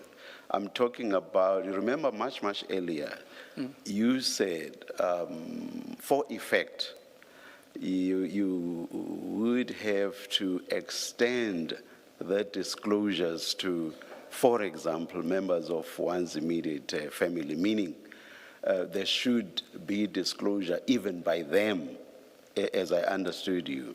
So that has nothing to do with public disclosure. Right. It's more them also disclosing, not necessarily publicly. Do you get what I mean? I follow. And that's where my privacy concerns arise. I understand the question now. So it's the initial requirement for a family member to disclose, and I think that's a fair question. I don't think I would be able to confidently speak to, what this would look like in the South African context. I can't pass a strong legal opinion on whether that would be allowed. But in international practice, I think it's something that you often find, and I think there's a strong argument to be made for why it's relevant in the South African context. And I would not criticize you. I would also not be able to venture an opinion as to what the courts might hold in this regard. Thank you very much for that. Thank you. Can I just ask, having looked at the civil service or the public service in general, but also the SAPs in particular, is it a case of, are you aware whether there is conversation about making these disclosures public? And if there are such conversations, what has been identified as the constraints, why it's not happening? I haven't yet come across a case where there is anybody within the government framework that is actively pushing for making these disclosures public. I'm sure that people would have the same kinds of concerns around the right to privacy, whether that's publicly available or, family members, etc. But as far as I can tell from discussions that I've had with various members in various parts of the state's apparatus that deals with these kinds of issues. I have yet to come across somebody making an active effort to introduce public disclosure. But can I just clarify that you do make the point, first of all, that parliamentarians have to make public disclosure. So the declarations of parliamentarians are made public. And you mentioned that the municipal legislative framework allows a municipality to decide whether they want their, I imagine, council members as opposed to officials to have their declarations made public. Do you know how many municipalities have done this? It's very difficult to have reliable information of this, but what I've seen some of the limited studies into this, it's not a function that, it's not something that many municipalities apply, and I think, for obvious reasons that they would be concerned around, disclosing these. And the reality is in many cases, when this kind of discretion is left to the individual, you will always choose to keep your information private. And it really is something that should rather be compelled for the public good in the end. And speaking, can I ask one last question, Chair, before we leave this topic? Speaking to the Chair's concern, do you know if the public disclosures of members of Parliament extend to family members or are just limited to the member themselves, the members themselves? I don't believe it extends to family members, but I stand under correction. I'm not as familiar with the requirements for members of Parliament. I know the public service framework, and this is the same framework that applies to SAPs who've adopted the same requirements, but members of Parliament I'm not as familiar with. We can investigate that separately.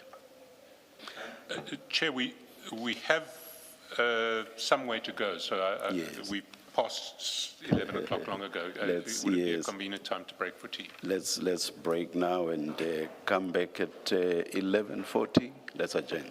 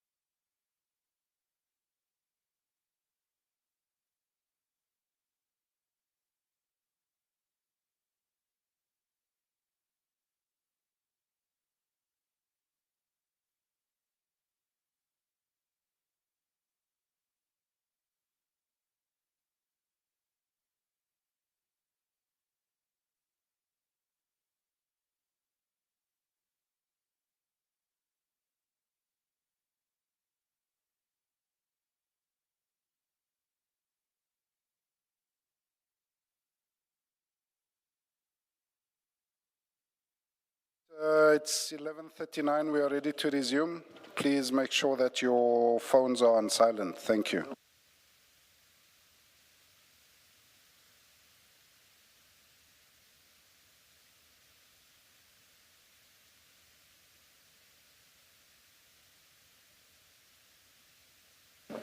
Yes, Mr. Chatterton. Thank you, Chair. Just a couple of, well, not one housekeeping matter.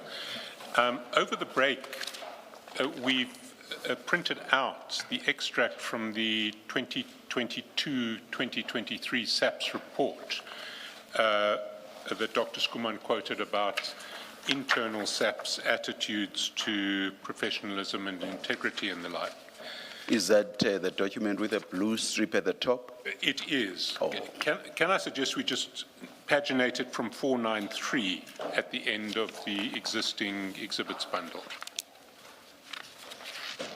As I always do, I'll rely on the attorneys to have mine where it should be. And then, picking up on the question that the Chair put to Dr. Skuman before the break, in one of the STAR reports that is in the bundle, there are two helpful tables which show how many jurisdictions require the disclosure of family members' assets and also how many jurisdictions make disclosures publicly available. They are at page, the first one is at page 168.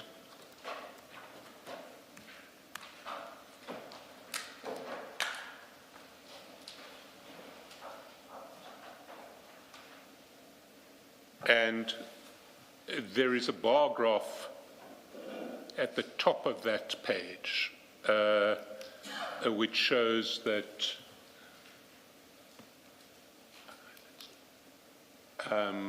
we're just having problems with the display at the moment.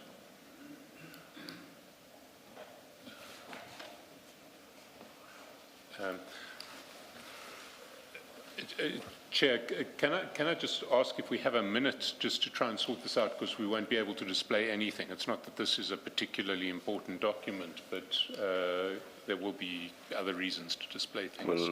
We'll go out and you'll indicate when you are ready. Let's adjourn. Thanks, Chair.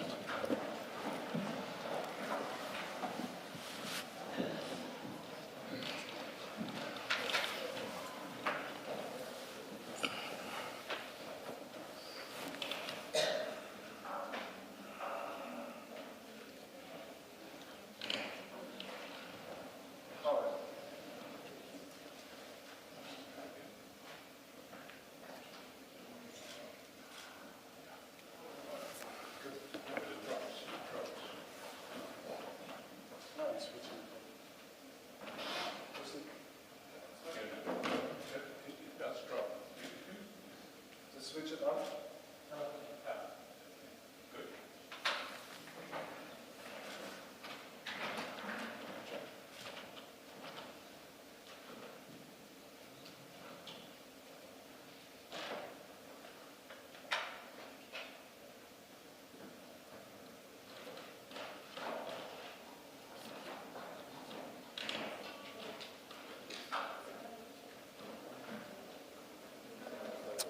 Apologies for the disruption, that technical issue. We're ready to resume. Thank you.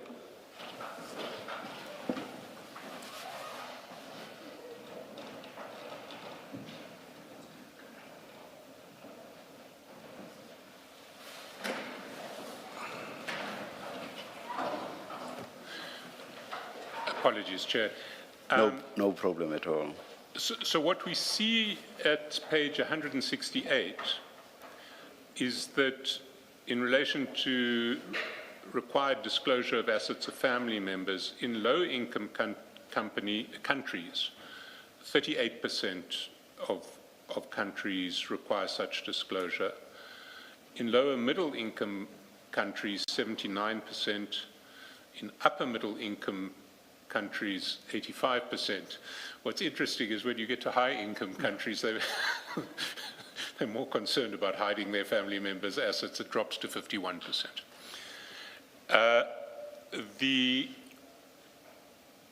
At page 235, we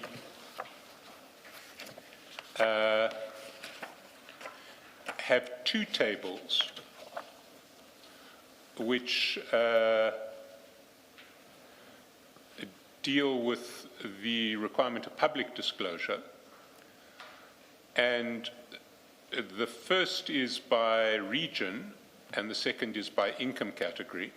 So if we look at the first table, figure 6.2, the higher income OECD countries, 97% require public disclosure. Europe and Central Asia, 71%, Asia, 55%, Sub-Saharan Africa, 38%, Latin American and the Caribbean, 30%, Middle East and North Africa, 27%.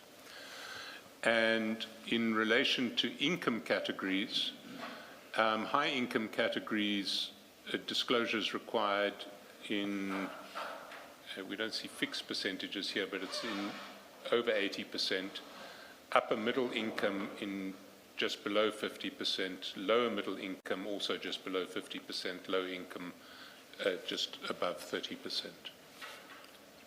So there certainly is fairly widespread comparative precedent both for requiring disclosure of family members' assets and for making disclosure publicly available. Mr. Chaskalson, the date of this report, it's as at when? For that, I'm going to ask Dr. Skuman to help. It is the, we'll get a date. It is,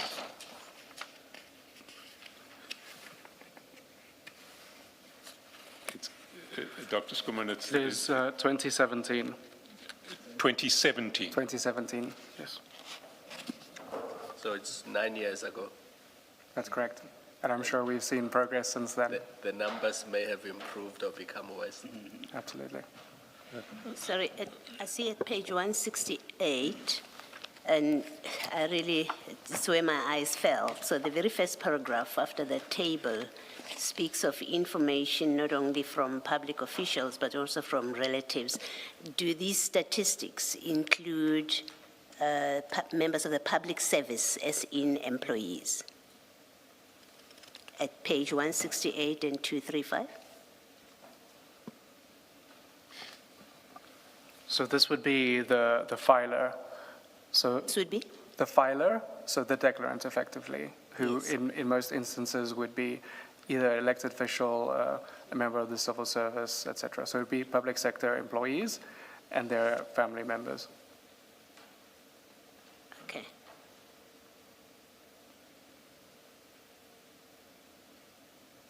And you say that because definition of public official includes a public sector employee. Is that why you say so? That's correct. Okay.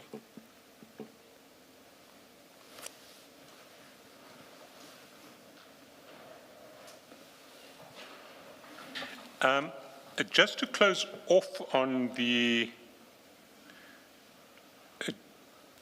disclosure or the disclosure form issue, in paragraph 25 at page 22, you describe the knock-on effects of the weaknesses of the disclosure form. It's an issue you've already addressed, but if you can just read what you've said in paragraph 25, because it is a foundational issue, the form.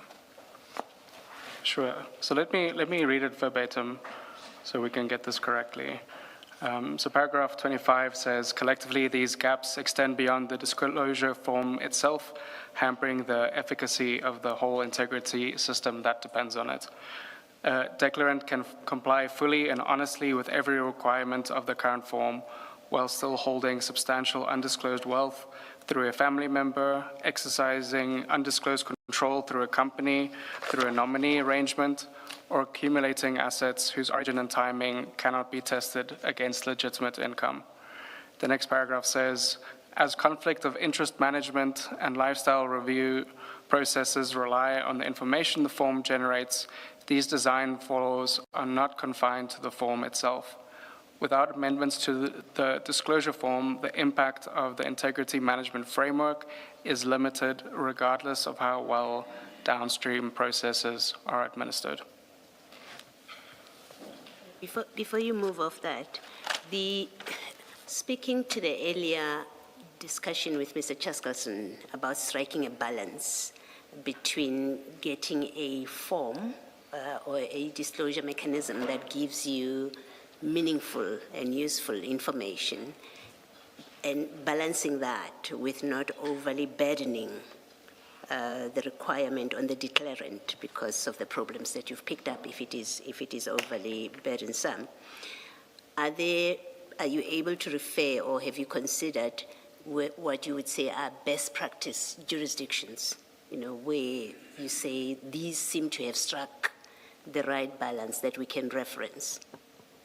I think it's an excellent question. And so the package that we've shared, this goes into a lot of those questions of looking at good international practice, the graphs we've just shown on what the kind of standard approaches to specific issues.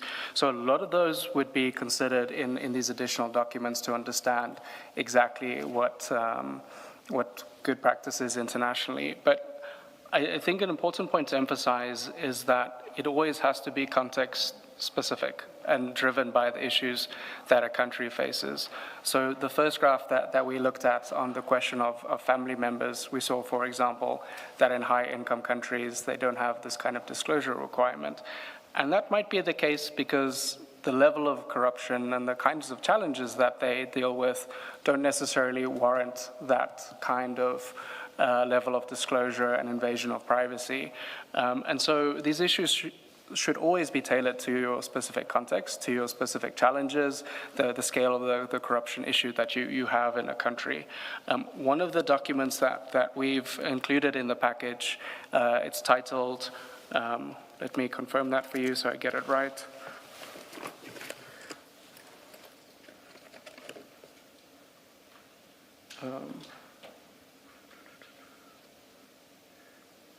It's number 8.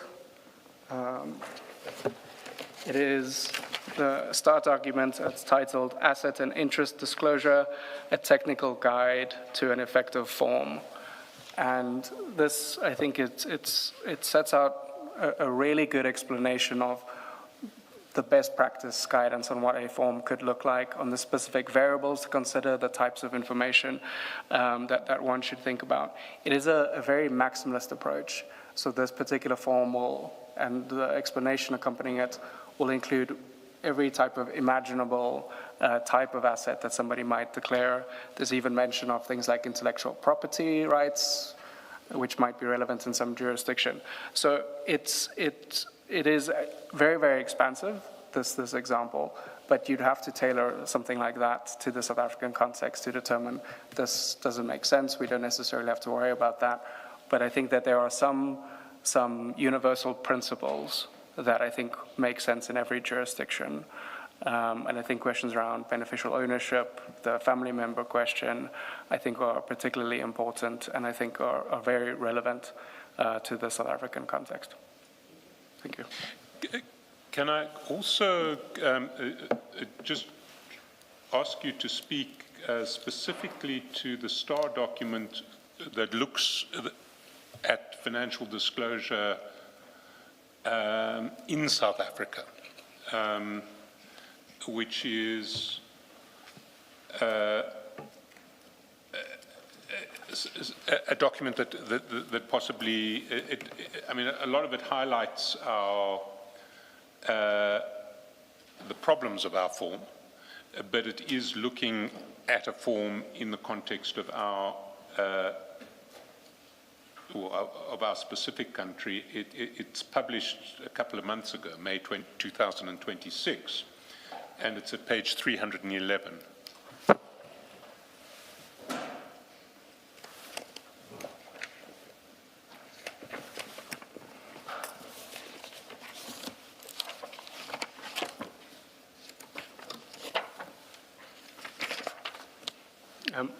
So this document titled Financial Disclosure Form and E-Disclosure System of South Africa, this was an assessment conducted at the request of the Department of Public Service and Administration to both look at the form as well as the e-disclosure system and how it functions currently. So effectively what we've done in this report is the earlier documents I mentioned around designing an effective form to apply similar principles to the South African context to assess the current form against these international standards and good practice to determine what are some of the omissions in the South African context currently that should be considered and some of the priorities. So what I've done in the base document, the main note, is to really identify the most important issues that frame the overall context and challenges. But the second document on page 311, this gets into a lot more of the technical nitty-gritty according to each disclosure category to say these are the 2-3 additional pieces of information that one should ask about, for example, your property, your vehicle, etc., to have a more full form. And so this is, I think, when one considers, recommendations for reform or what this could look like in future, I think there's a lot of kind of more in-depth technical guidelines that we've prepared to share our recommendations tailored to the South African context.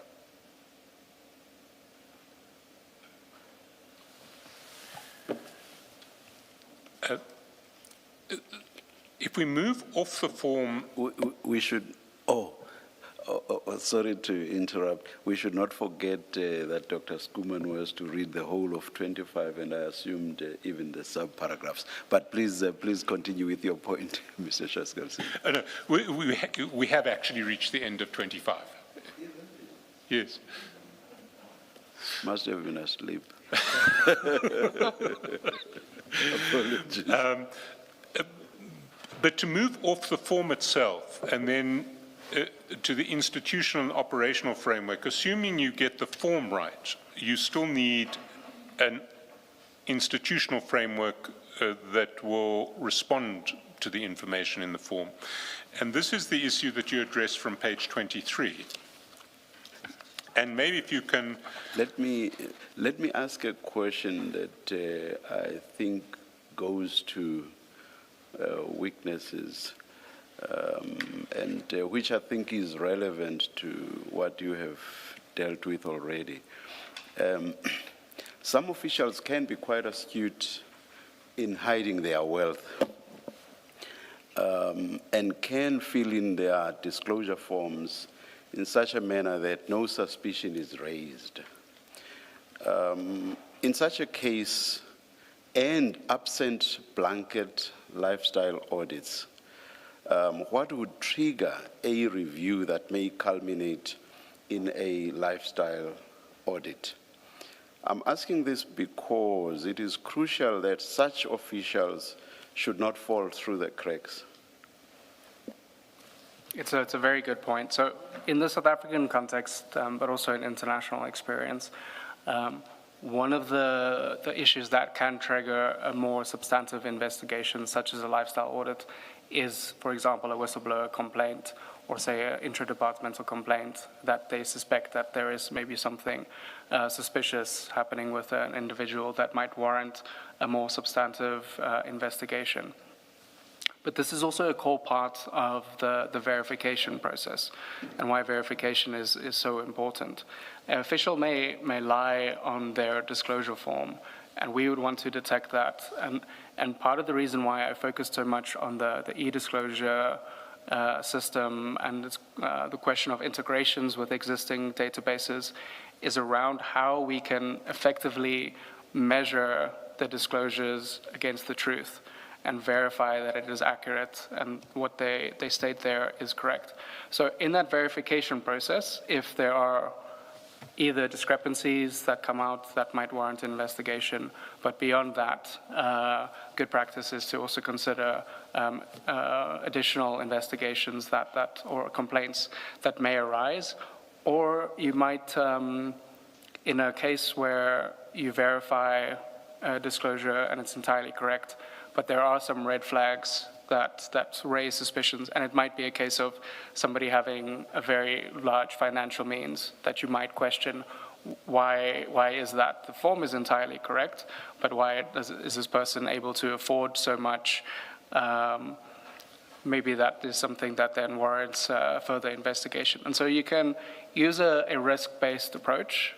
We touch on this in the same document I mentioned previously on the e-disclosure system, around using a risk-based approach to determine where to prioritize your resources for these kinds of reviews, for the lifestyle audits. And in a context like that, you can identify certain priorities. So you say, for example, if somebody is in the senior management service, that's a high-risk function. If somebody is in supply chain management or a financial officer, that's potentially higher risk, and so we should apply more scrutiny. But you can also, using kind of an algorithmic approach, you can say if somebody has a certain type of asset, for example, cryptocurrencies, we might consider that being high risk. If we were to reach a point where you start applying, for example, machine learning, you might start learning specific profiles where, based on past experience, you know that if a disclosure form looks a certain way, they have these types of assets, or they have this level of income beyond their means. That is a classic example of, a high-risk situation. So we could reach a point where you start taking into consideration these additional indicators to identify red flags that then might be the basis for triggering a more intensive investigation or audit. Ms. Jaskowski? Thank you. I have a question that is directed at you. I don't know if Dr. Skuman is able to answer. To what extent does the current system where senior officials get the security clearance, to what extent does it look at assets and ownership and interests in things outside of your normal employment? To what extent does it cover the very concern that Chair raises? I can't answer that question because I don't know the details of it. It's supposed to do some form of lifestyle audit. The details of what is done, we haven't yet established, but we will. Okay. And then, Dr. Skuman, my follow-up question is there any reason why, in respect of the senior generals, there cannot be this external verification of the disclosure forms? So something short of the audit, because it costs 30 to 50,000 per individual. But all the forms submitted by senior generals, they have an external verification mechanism to look for those things that Chair says, they might complete it, but leave out a lot of detail that makes it difficult for an ordinary person to see that actually this is not a full disclosure. I think this is a very good question. So the way these disclosures are currently verified for the SMS is through the Public Service Commission. So there is a program that leads on anti-corruption and integrity, and there's a unit that would do all of the verifications for the senior management service across the public service. And they would be your first line of verification that would look at the forms. I think the challenges that you mentioned, that this doesn't necessarily lead to anything right now, I think it's twofold. I think that the first challenge is, as I've mentioned, some of the gaps in the disclosure forms, and how that leaves some deficiencies in areas that we might miss, the blind spots. I think the second aspect of it is, I think the current approach is largely about assessing compliance. Have people submitted their forms? Is it verified that the property that is mentioned is the same as the deeds registry? Is it the same as the NATIS system? Is it the same as the company's record? So I think the current system in its approach is not yet geared up to more substantively identifying the red flags that one would need to consider to determine whether more substantive investigation is necessary. And I think that's also, and I speak to this in the weakness of the institutional framework, I think it's also an issue of what kind of capacity we're using to verify these disclosures. So I mentioned within line ministries, it's an ethics officer. In the Public Service Commission, they have this unit that verifies these disclosures. But it's not necessarily that these people are investigators or have, strong training in anti-corruption. That's not to say that they have no training. I know that they do. But the kind of capacity that is needed for properly verifying these disclosures and for turning, red flags into an investigation, I don't believe is there just yet. And I think that's reflective in the results that we see, that all of these forms are verified and it turns up nothing. Sorry, are you carrying on from this topic? Well, it does link to that topic, but Please go ahead. but it's leading into a whole new section, so I think I'll ask your question. Let me ask my question then. The e-disclosure system, you've stated that it pulls data from the two systems, the three, I think you say CIPC, in the NATIS and the Deeds Office for verification. Now, I'm mindful of the shortcomings that you say come with manual verification. What you haven't listed and maybe suggested is whether it should not be able to pull data from the SARS system. Part of the things that have concerned is that you get these indicators of wealth and income, and then it seems the most obvious question is, well, why has SARS not picked this up? Is there a reason that this cannot happen? The same cannot be done with the SARS system? I think it's a very good point, and this is something that I've definitely heard people speaking about in the public sector, and it's one of the issues that people think about often, and how that same kind of competency and systems and capability that you find in SARS, whether that could be applied to financial disclosures. The challenge of translating or using SARS's existing resources is that SARS has, in terms of its mandate, it's very restricted in disclosing taxpayer information, and that creates certain limitations. But the data that they ultimately use, that financial institutions are required to report to SARS, you could equally apply those same kind of standards to the financial disclosure function. And in fact, I understand the Financial Intelligence Center, that there is a bill that has been, I believe it's still being tabled for comment, that suggests that the FIC might have a future role in providing the data needed for financial disclosures.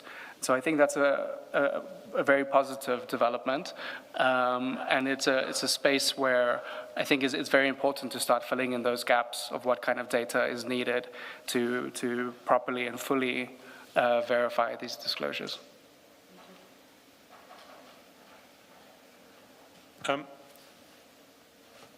I think building on your answer to Commissioner Kumalo's point,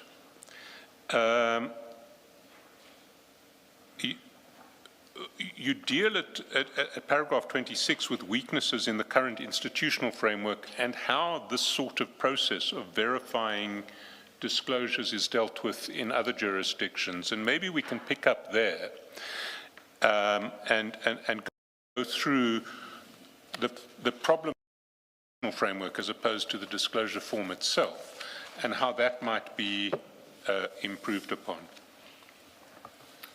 So let me read paragraph 26.1, because it sets out very clearly what the current system looks like, particular to the public service.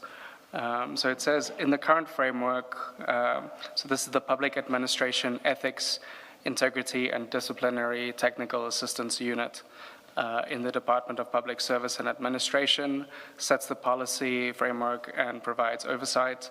The Public Service Commission verifies financial disclosures and identifies conflicts of interest, which are then referred to line ministries. Ethics officers within line ministries conduct lifestyle reviews and verify disclosures below the SMS.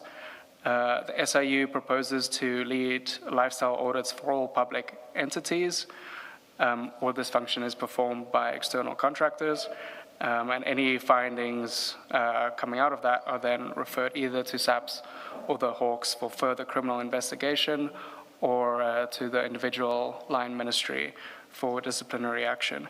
Can I just stop there, just to clarify? You say the SIU proposes to lead lifestyle audits for all public entities. Would that be for all individuals at SMS level within public entities, come what may, or would it only be for those whose lifestyle reviews have thrown up red flags?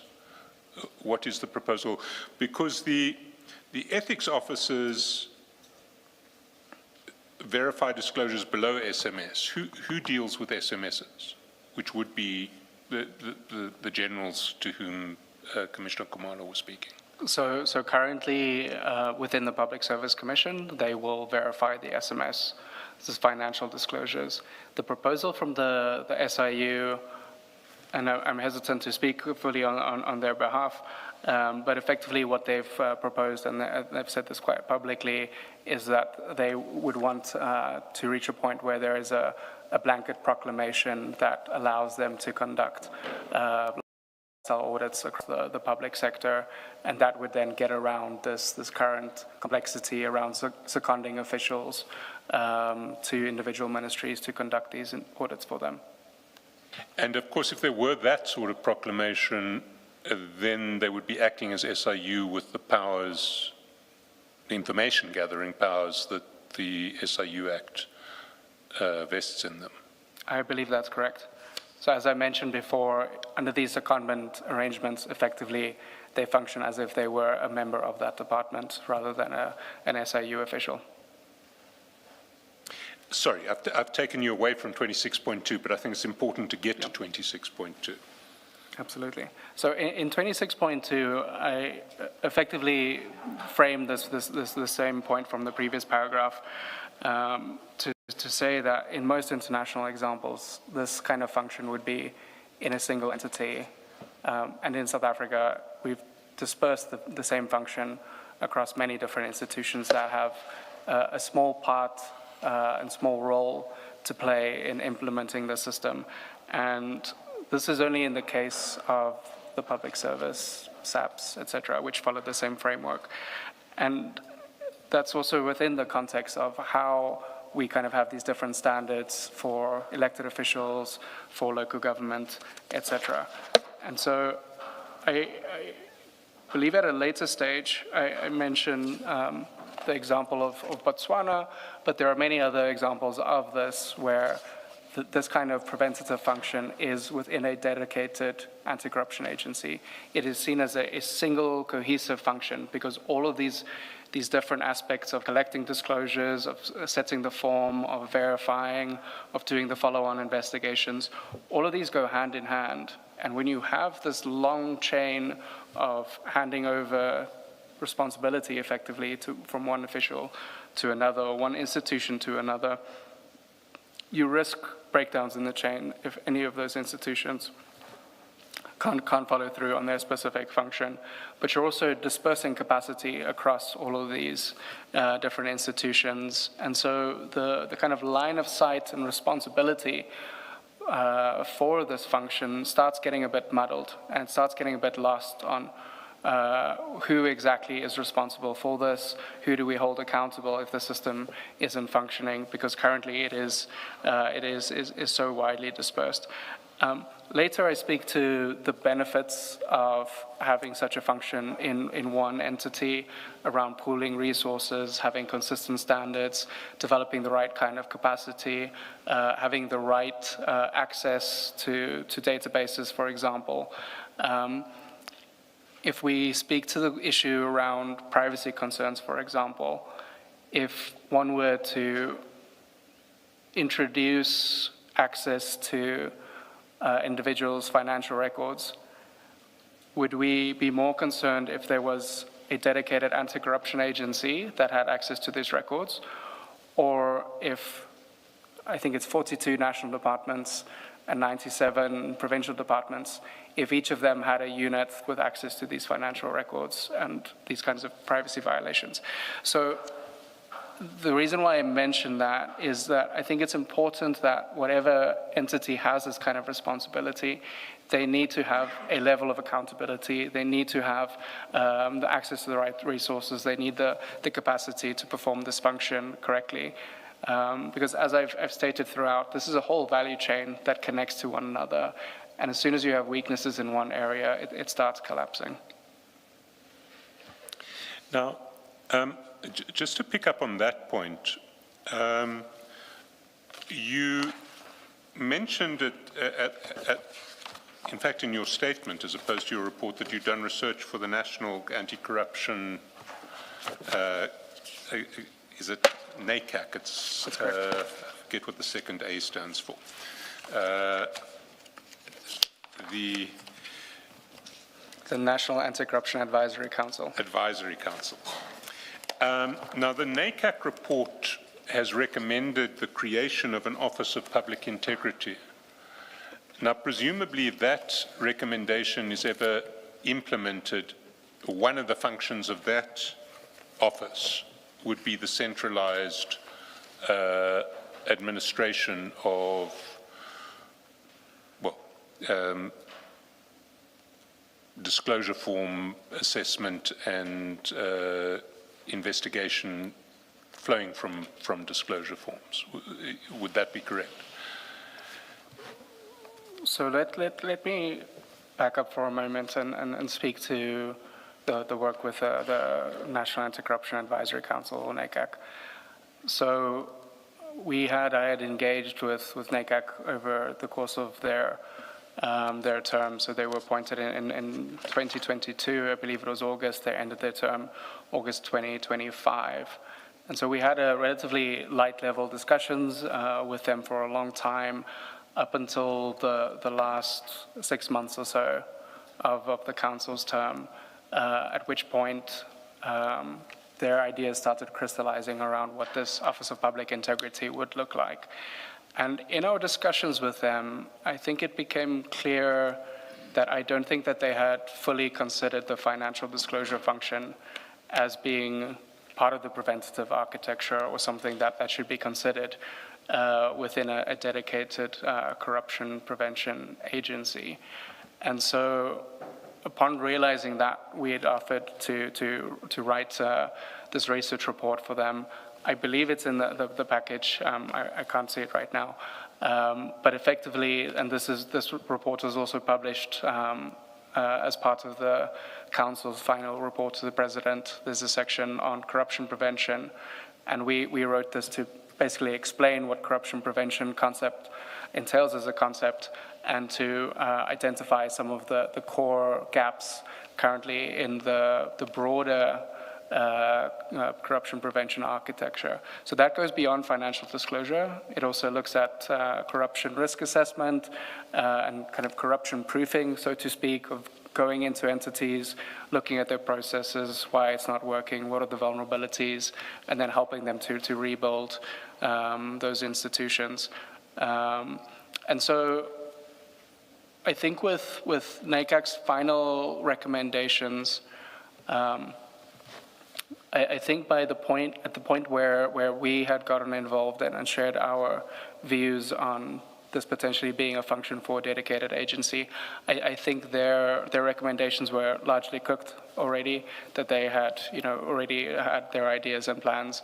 And so we came in at a very late stage to provide this kind of recommendation that financial disclosures might be one of the areas to consider for Office of Public Integrity. But I think it's something that makes a lot of sense to centralize this kind of function, to include it within the context of the broader corruption prevention landscape.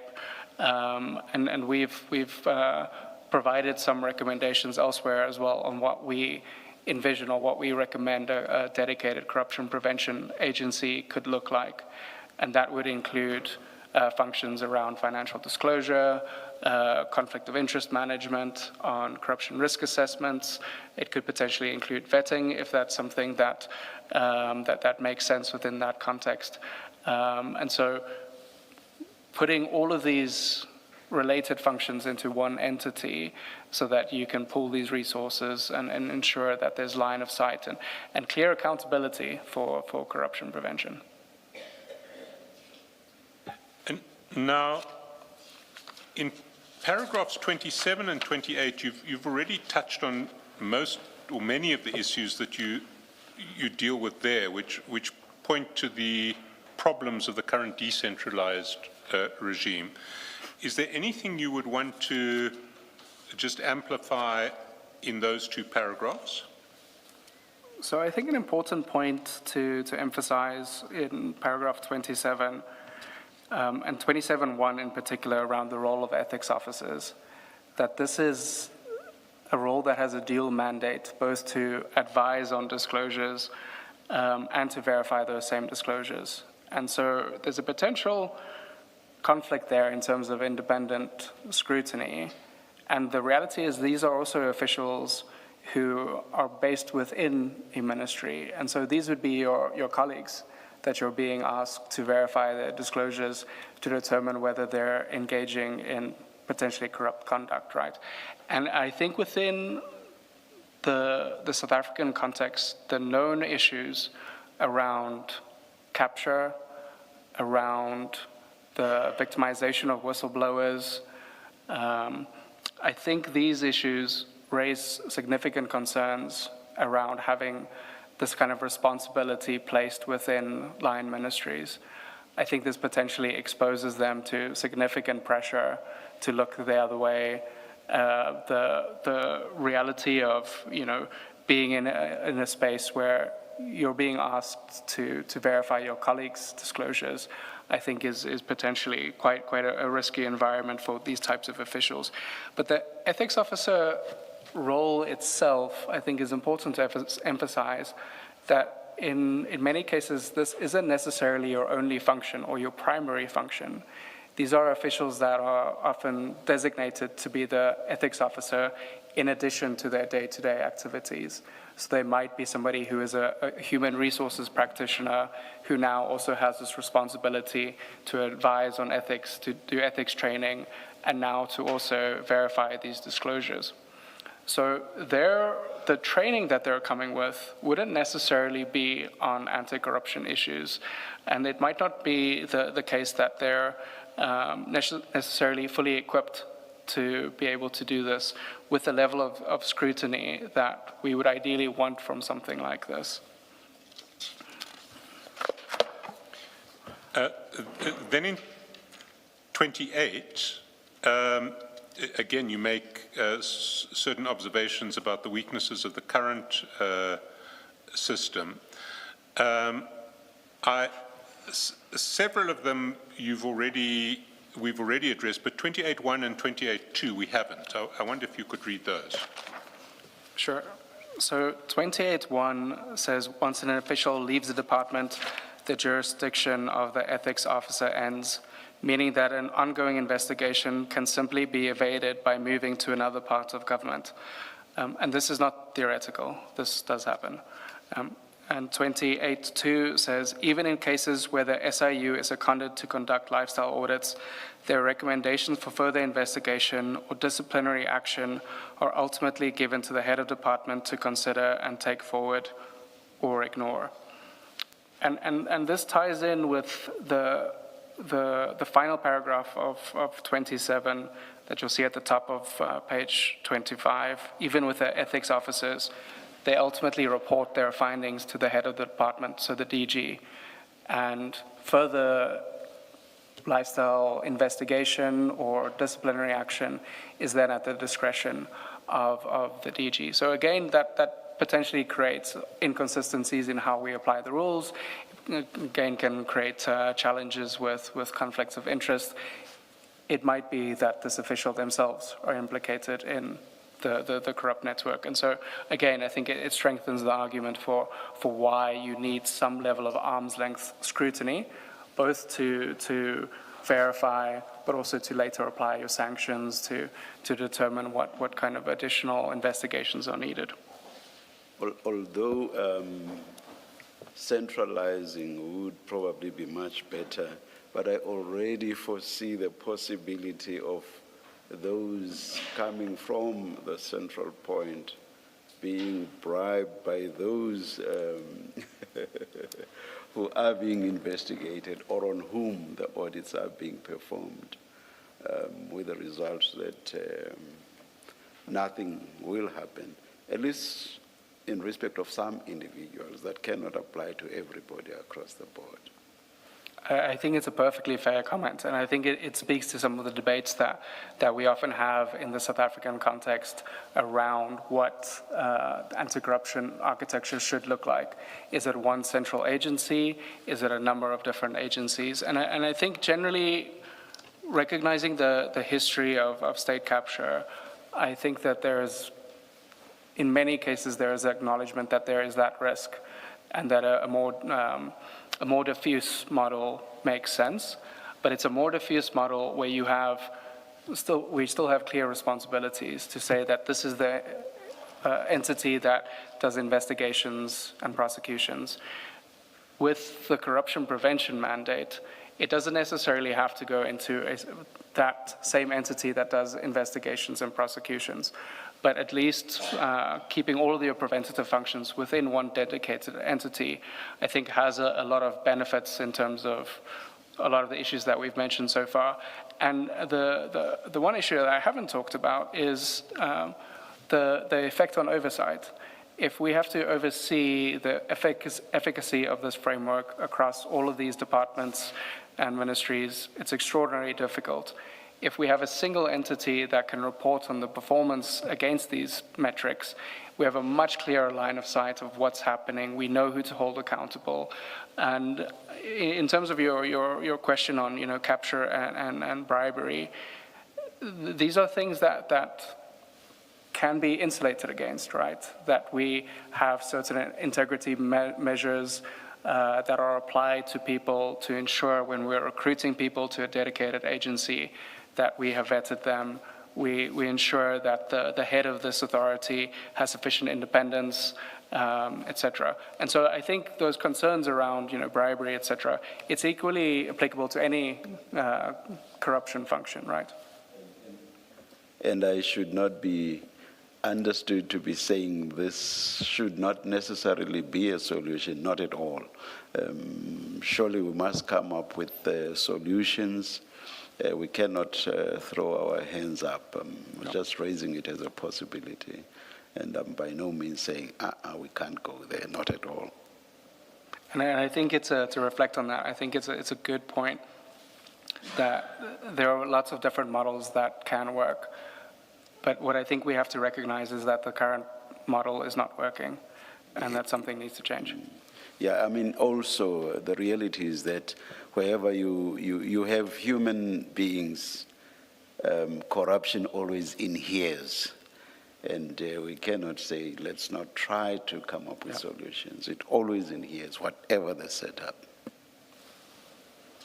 Is there or what would be the argument or an argument against centralizing this function within the Public Service Commission? I really like this question. One of the challenges with putting all of these mechanisms within the Public Service Commission is that the Public Service Commission's mandate only extends to the public service. So if we want to apply the same levels of scrutiny, independence, and sanctions to, for example, elected officials, to people within the judiciary, et cetera, the Public Service Commission's mandate would not be able to perform that kind of function. And so everything that I've been saying about the gaps, the weaknesses in the public services framework, I think that equally applies to the other sectors, right? The elected officials, local government, et cetera. And so what you'll often find in many jurisdictions is that you have one consistent framework that everybody applies to and that everybody reports to the same entity. And having that level of independence then really helps to apply the same sanctions consistently, and that can then extend to your elected officials. The last big topic is sanctions, and possibly, well, not the most important. I don't want to say it's the most important because they're all important, but it is a particularly important section. You pick up on that at page 26.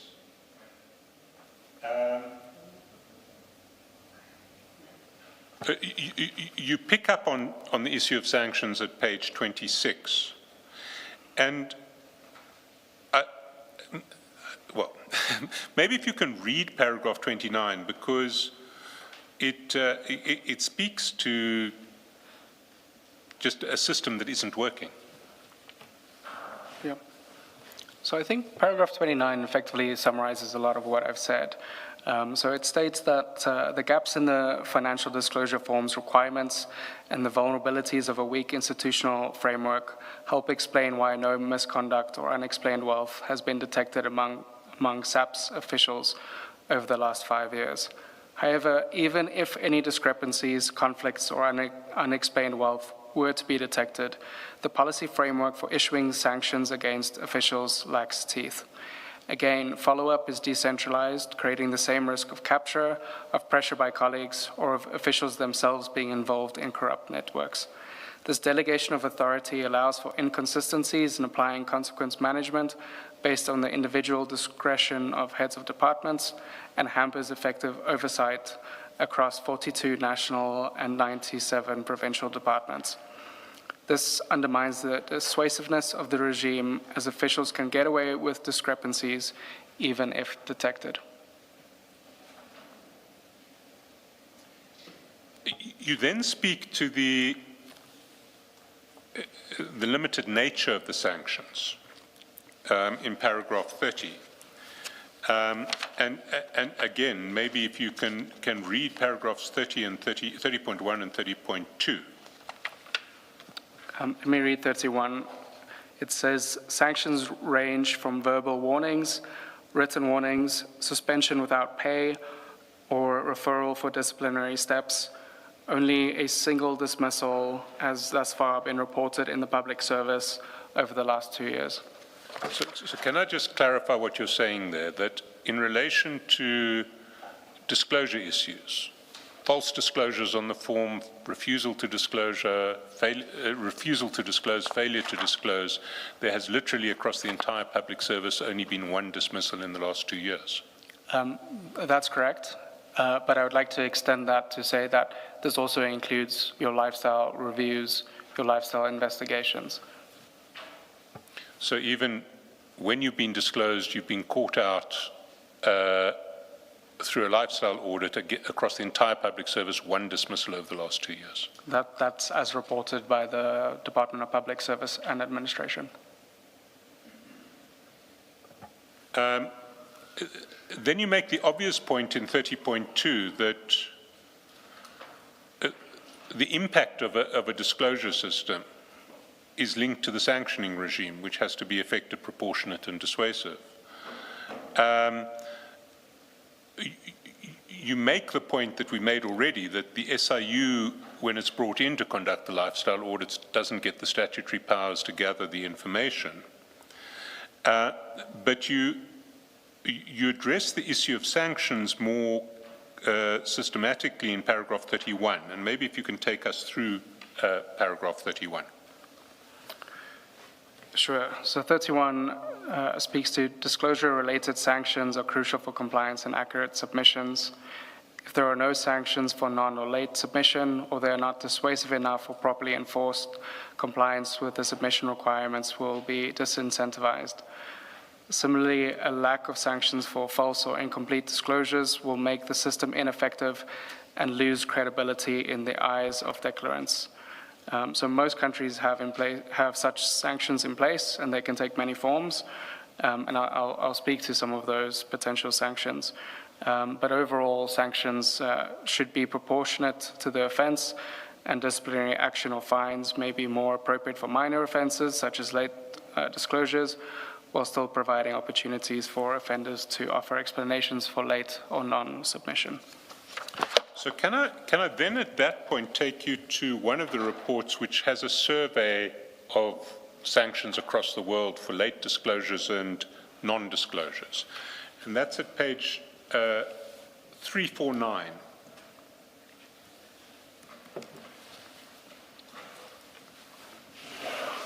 And at 349,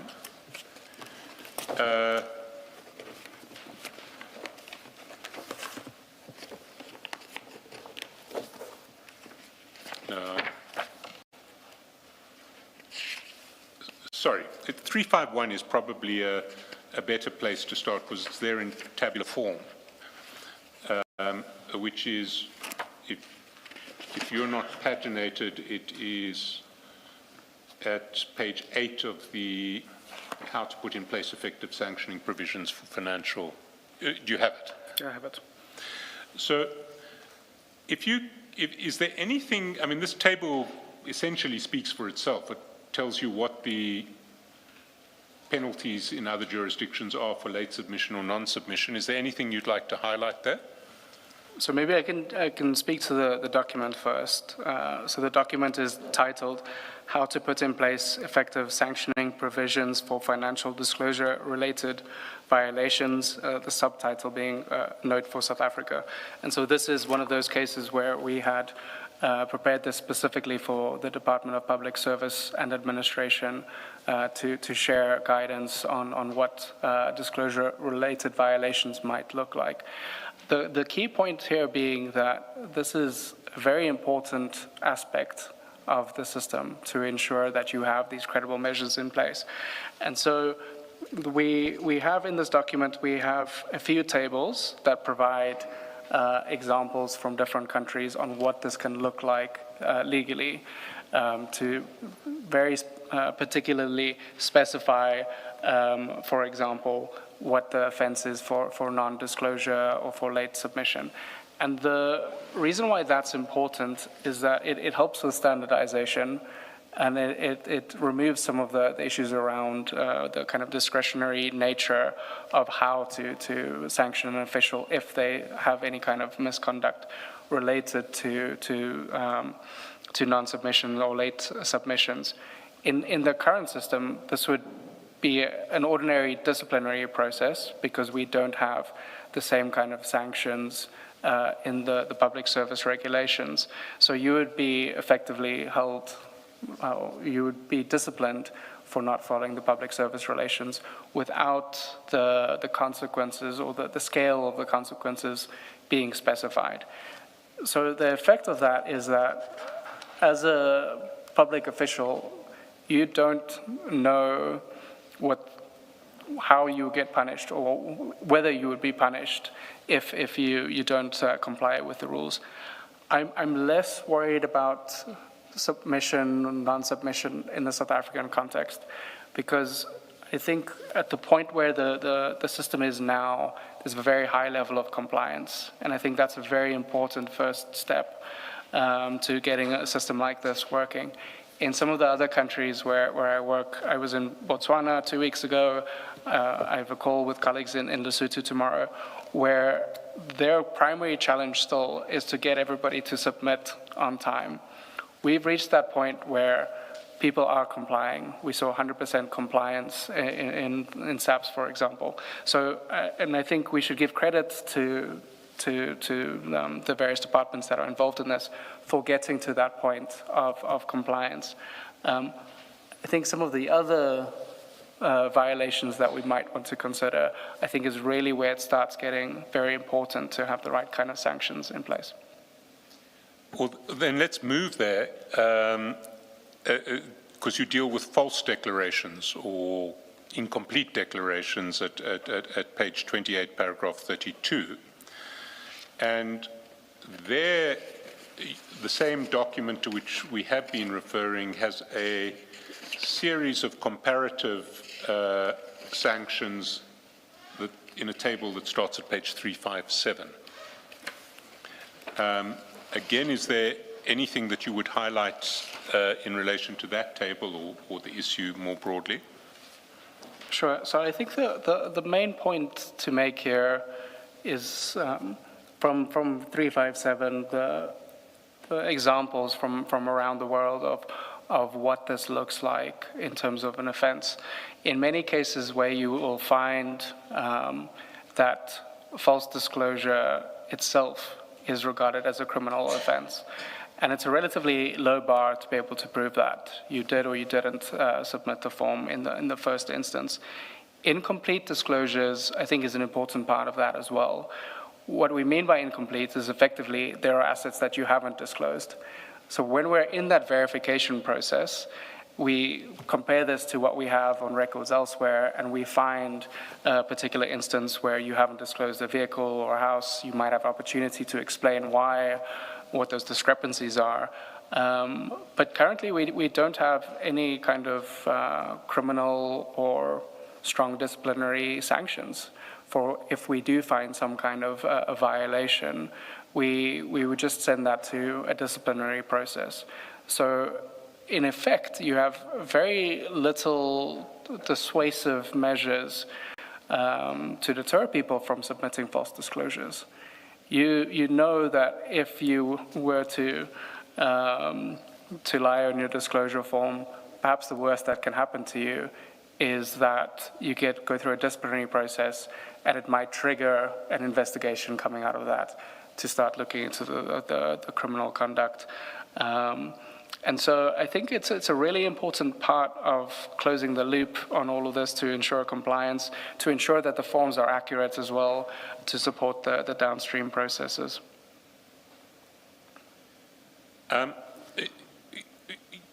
You then in paragraph 33 get to the sanction that would really bite, which is asset forfeiture. And you describe broadly the prospect of asset forfeiture linked to disclosure regimes. Maybe if you can deal with what you say, you can address the issue that you raise in paragraph 33, but I'd like, if you can, also to link that issue to the unexplained wealth order regime that one sees in other jurisdictions. I'm not sure if you are able to do so. If you are, that would be great. Sure, I can speak to this. So one of the common instincts is that where you have this kind of, where you come across unexplained wealth, that this in itself, illicit enrichment, should be a criminal offense. The reason why I caution against this is you have to recognize that once you turn this into a criminal investigation, that then uses a certain amount of resources that is then being focused on proving criminal conduct merely just for unexplained wealth. And you can end up in a state where you put so much resources in just investigating this kind of crime that you lose sight of the bigger issues, the grand corruption schemes, the issues that really matter and that are the most important. So the suggestion here is that rather than going through a process where you need to criminally prove the unexplained wealth and then as a result of that get the confiscation order, a more efficient process would be to introduce legal mechanisms around non-conviction-based confiscation.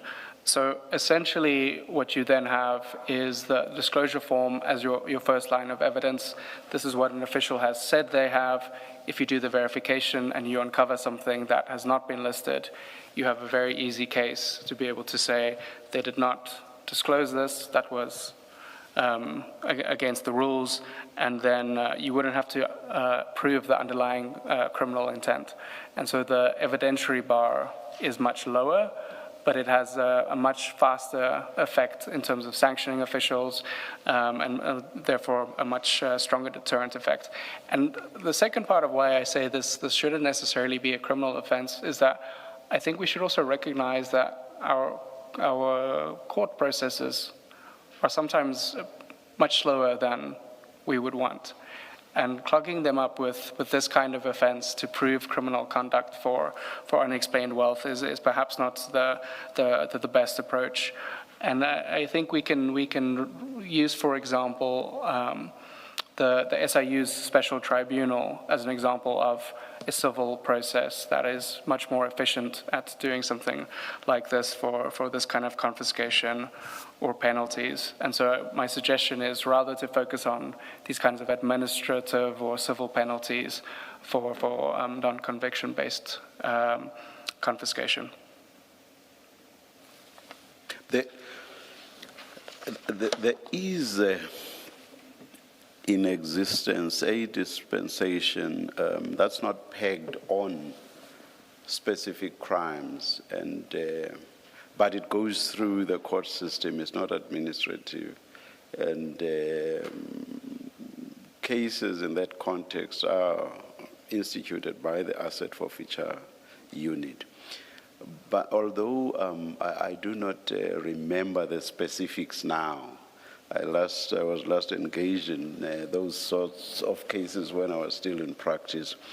So it also gets rid of the need to prove a specific offense.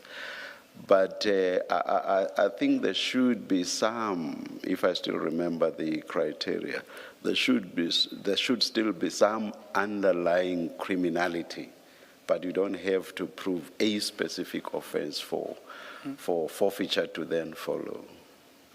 Right. Yeah. Just a comment. I'm not sure. I mean, you must choose to answer this or not. But if it's within your expertise, but it does. I mean, picking up on the chair's issue, our asset forfeiture regime currently depends on some proof, albeit on a civil standard, of underlying unlawful activity. There are other jurisdictions that have created an add-on which is based on what are called unexplained wealth orders, where an authority can issue an instruction or an order for you to explain wealth that can't necessarily be directly linked to criminal activity, but can't be explained with reference to legitimate income. And then those regimes make provision for forfeiture in the absence of a reasonable explanation. It seems to me that in this context, a legislative amendment along those lines may well make a lot of sense, because if someone can legitimately explain the origins of their wealth, in circumstances where, well, you have the disclosure history which you can point to and which might found good cause to issue an unexplained wealth order. If someone can explain the wealth, they may have a separate problem explaining why they didn't disclose it, but if they can explain a legitimate source for it, then it won't be forfeited. But if they can't, then it would be, and that would be a huge, a very powerful sanction in this context. I'm not the expert and I'm not the witness, but these are my views, and I'd be interested in your response. But I think you're exactly right. I think what you've just described, this is what I mean by a non-conviction-based confiscation, that you would use the same kind of principles, just as you've articulated. It might just be a different kind of wording to talk about unexplained wealth order, but effectively, as you say, this is something that you could measure against what has been disclosed. If they can't explain something, they can be punished on that basis. Well, it wouldn't necessarily be punished. It would be the confiscation of wealth that cannot be explained. Now, from page 29, you pull together essentially your conclusions and recommendations for change. Before we we get to page 29, it may be useful just very briefly to go through the various detailed reports, but not in detail, just to explain at a very high level what each of these reports that are attached in the bundle address, because at a later stage when the Commission has to look to recommendations, it should understand what issues are being addressed in each of these reports, so that if it wants to look for a particular issue, it knows where to look. Sure. So I should apologize to the Commission because this is a very thick bundle of documents that we've shared. I think in one of the cases it might be a full book, it's almost 150 pages, but I think it's an excellent resource. And so what we've shared as part of the bundle is a combination of documents that look at these types of issues at a more global level. So I mentioned at the start of the hearing the Stolen Asset Recovery Initiative, and this is a group that have done a lot of work on understanding what this regime looks like internationally. And so there are particular kind of global research reports that have been shared in the bundle, looking at things like what an effective form should look like. There's a document titled Getting the Full Picture on Public Officials that sets out kind of a comparative standards across the board for the whole system. And so the graphs that we mentioned on public disclosure, family members, for example, those are things that are captured in this document. Sorry, can I just for reference purposes, Getting the Full Picture is a document that starts at page 122. Before getting the full picture, we've got the document at page 82, Asset and Interest Disclosure, Technical Guide to an Effective Form. That's at page 82. Can you just briefly give a kind of 1 minute explanation of what that document is trying to do? Sure. So the Asset and Interest Disclosure one on 82, this is the form or the document I mentioned that speaks to what an effective form could look like. So this gives intensive details on all of the different types of categories one might need to consider, the specific information that is relevant within a category. So I mentioned, for example, beyond understanding that a person has a vehicle, you should know when it was acquired, through what financing means, etc. So this gives a lot more detail on what a form could look like practically. Then at page 271, there's the document Automated Risk Analysis of Asset and Interest Declarations of Public Officials. Again, can you just give a very brief outline of what's being addressed there? Sure. So this is another one of these kind of global research reports that provides guidance on what an automated asset and interest disclosure system could look like, and what kind of risk analysis one can perform. So it gets into some of these issues around fully maximizing the use of a digital system, potential red flags that one could look into that could be applied to the South African system. And then 311 is where you start, or where the documents start addressing South Africa specifically. 311 is Financial Disclosure Form and E-Disclosure System of South Africa. And that's the document, in fact, that we've spoken to already, but just again briefly to summarize what it addresses. So this document serves a dual purpose. It both looks at South Africa's current form and evaluates some of its potential gaps and areas that it can be improved.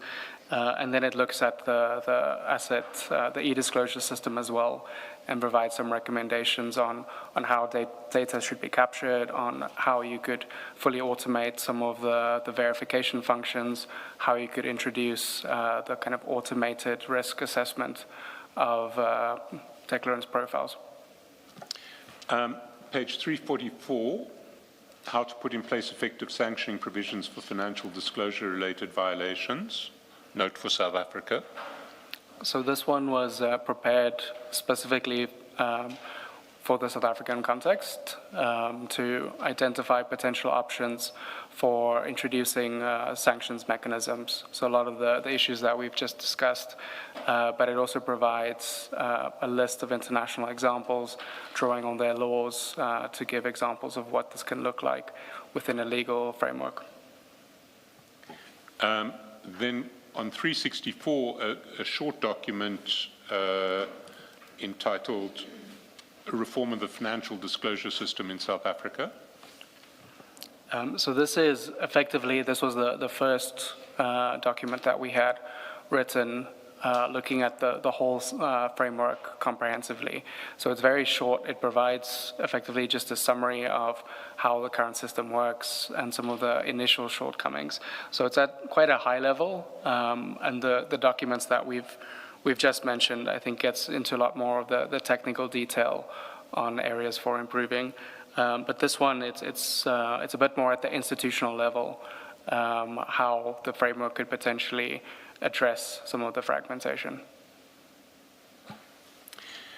And then at page 369, there's a document that we haven't touched on yet, which is called Preventing and Managing Conflicts of Interest in the Public Sector. It's a G20 document, as I understand, or was prepared for the G20 Anti-Corruption Working Group. Can you briefly, and again briefly because this is another book, describe what's being addressed here? Yeah, so this document is something that was prepared in collaboration between the World Bank, OECD, and UNODC. So it provides a lot of good practice guidelines on some of the issues we've discussed today that extend a little bit beyond financial disclosure. So looking at how you can go about preventing conflicts of interest, policies around receiving gifts, incompatibilities, and by incompatibilities I mean, for example, limitations on officials being allowed to run companies on the side, conducting other remunerative work. There are other aspects around kind of pre- and post-employment that you might want to think about in terms of the kind of conflicts of interest that can raise or misconduct. And so it's I think, a good guide in terms of some of the issues that one might want to consider within the broader corruption prevention framework, integrity management, that goes beyond financial disclosure in a narrow sense. I mean, one of the issues that we haven't talked about is that as things stand, the disclosure form itself seems not to address, not tied to any sanctions relating to performing substantial work or deriving substantial income from outside your official employment.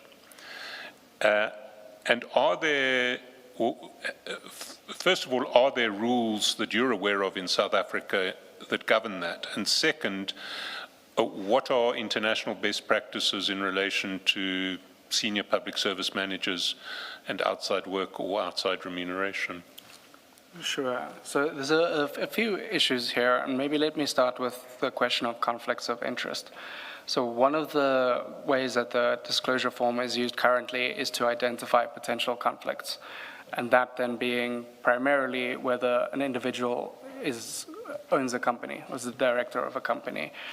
And in the current system, the main way for verifying that there is no conflict is to determine whether that company is on the central suppliers database. So these are companies that that get government procurements, that tender for procurements.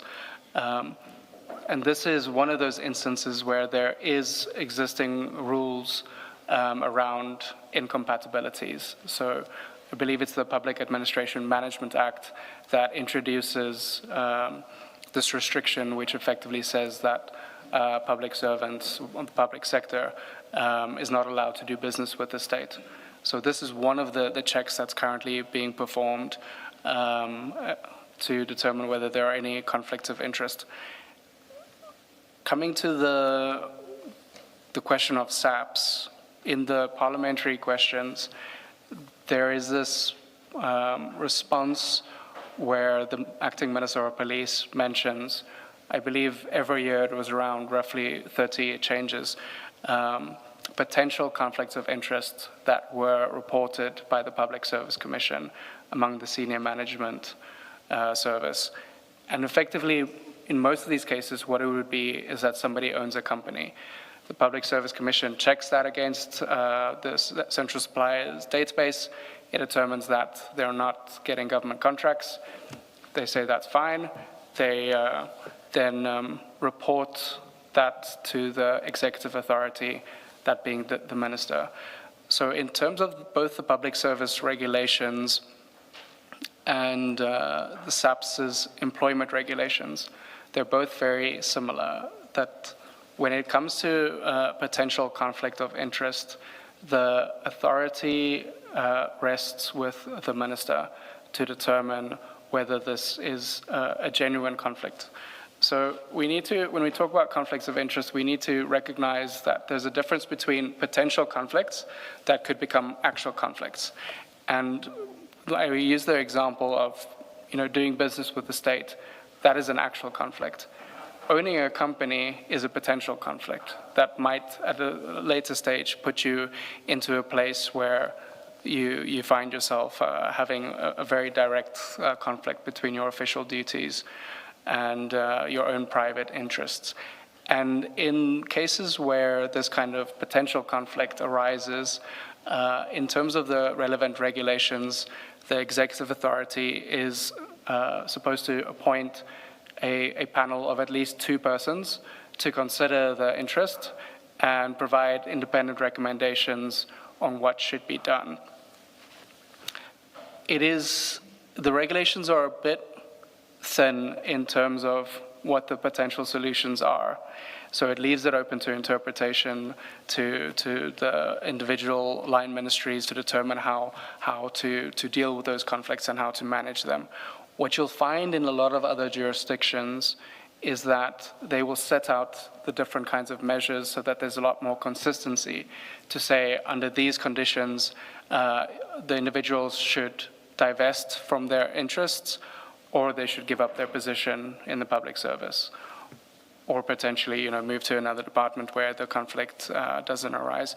So I think you need to be a bit more specific around how to manage these conflicts. But again, the same issues that we have with having these verifications, having the lifestyle reviews decentralized, the same issues apply to conflict of interest management. It is discretionary. There is little oversight in terms of how this is handled down the line. But then speaking to the question on international practice and what this looks like in many other places, is that you would have much higher standards in terms of prohibitions on civil servants engaging in business, not just with the state, but in business more generally. So if I can use Poland as an example, in terms of their regulations, a public sector employee is not allowed to hold more than 10% of interest or shares in a company. And so that helps diminish some of those potential conflicts of interest. In other cases like Japan, they have restrictions which mean that as a public sector employee, you're not allowed to be on the board of a company, you're not allowed to be the director of your own company. And so it creates much kind of higher standards for what kind of outside interests you're allowed to have in the first instance. And there are a few reasons why you'd want to do that. It is about maintaining perceptions around impartiality, around public sector integrity. But it's also a question of how these outside interests can, I think, A, distract you from your core business. If you're doing other remunerative work or you have a company on the side, where is your focus? What does your day look like? How much time are you spending on these outside interests? But B, also, what are the risks related to having these additional interests? Are they being used to funnel bribes and turn them into seemingly legitimate income. And I think that is one of the major risks around having these kind of these rules where you allow individuals to have outside business interests beyond their public sector role. Thank you very much. We've reached, we have to end very quickly, and because we have another witness coming after lunch, but your conclusions are really tied together from pages 29 to 33.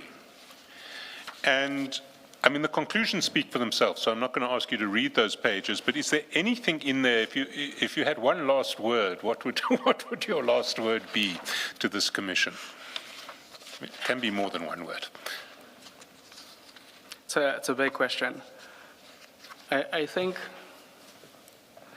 a lot of the recommendations we've already discussed in pointing out some of the weaknesses of the current approach.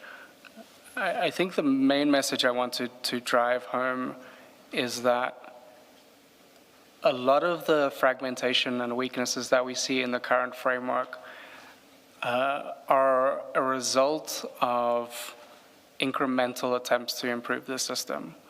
If we use the example of the SIU trying to fill in this gap to conduct lifestyle audits through secondment arrangements, this is an interim measure.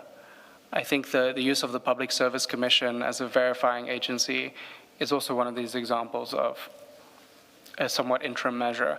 And so I think the system in its current form has reached the limit of incremental improvements and has reached a point where you need the more substantive overhaul of how these functions are dispersed, of what the mandate looks like, what kind of powers are needed. And this is, I think, where it feels to me that the only conclusion, looking at the deficiencies and gaps in the current system, the only conclusion is a substantive overhaul that involves some kind of a dedicated corruption prevention agency. Whether that is the model proposed by NACAC that builds on the SIU is open to debate. I think people can have views on what the optimal model is. I think they have some great suggestions, but I think that there's more detail around the particular functions that still needs to be refined to understand how to overhaul the system so that you have a more cohesive institutional framework. And so that's, I think, the kind of closing point that I'd want to drive home, that incremental improvements is just not going to be enough. This is really a major overhaul that's needed. Thank you. Thank you very much. Can I just ask the question? It may well be it's in one of the reports. We haven't had the benefit of looking at these reports. Has the work that you've done for South Africa in particular gone so far as to identify, for example, where you say these kind of, given the current regime, you would need these kind of legislative changes? I'll give you an example. One of the weaknesses that you identify is in this fragmented arrangement that pertains now is disciplinary action. An investigation is done, a review is done, a problem is picked up, and then it still must go to the head of department or human resources to make a decision whether to discipline or not, and often that's where things die. You know, they end that. We've seen some cases like that here in a different context. And yet there are appropriate cases where that is prescribed by law as matters stand. And so my question is, from that context, that have you gone so far as to identify what changes would need to, legislative changes in particular, would need to be in place to address some of the problems that you have diagnosed? Have you gone that far? So in many of the cases, the documents that I've mentioned that are written particular to the South African context, it's both a diagnosis of the challenges. It introduces the international examples of how such measures are implemented in other countries, and will usually end with recommendations for what can be done. A lot of that it's particular to, for example, like you mentioned, the sanctions issues, but we've also worked on our suggestions for what we believe a dedicated corruption prevention agency could look like. And it builds on NACAC's recommendations to add on some additional functions in terms of financial disclosure, conflict of interest management, etc.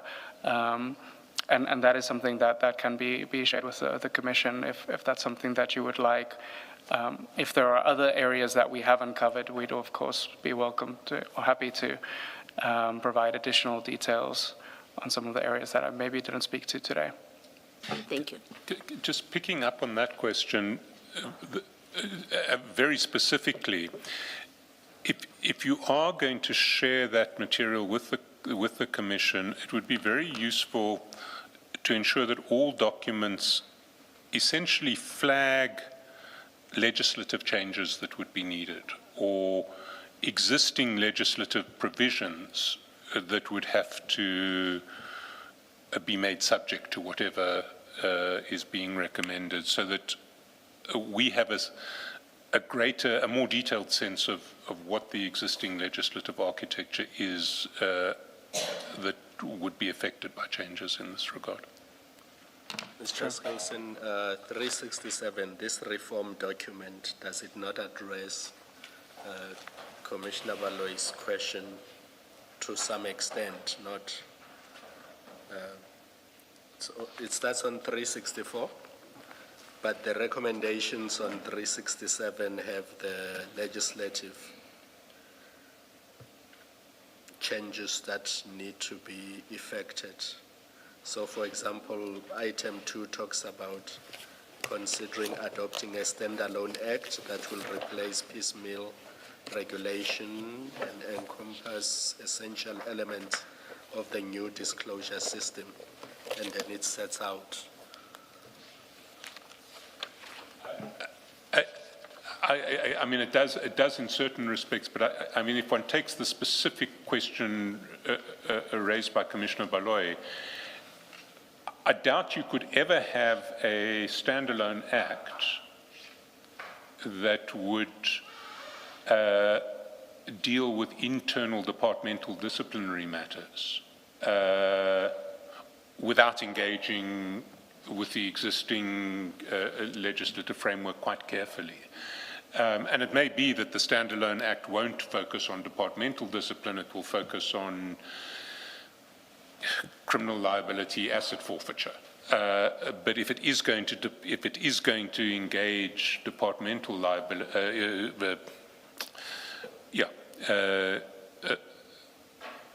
labor matters and disciplinary matters, there is a world of other regulatory legislation and indeed parliamentary legislation with which it might have to engage, which we don't necessarily have at our fingertips, and I suspect Dr. Skuman would be more familiar with. There will be another, I mean, we're hoping to have a witness from the Public Service Commission to come as well, and also in part to respond to Dr. Skuman. And that witness, of course, would probably have that legislation at his or her fingertips. We will make sure to raise it in advance. But I mean, the more guidance we get in relation to these sorts of issues, the better, I think.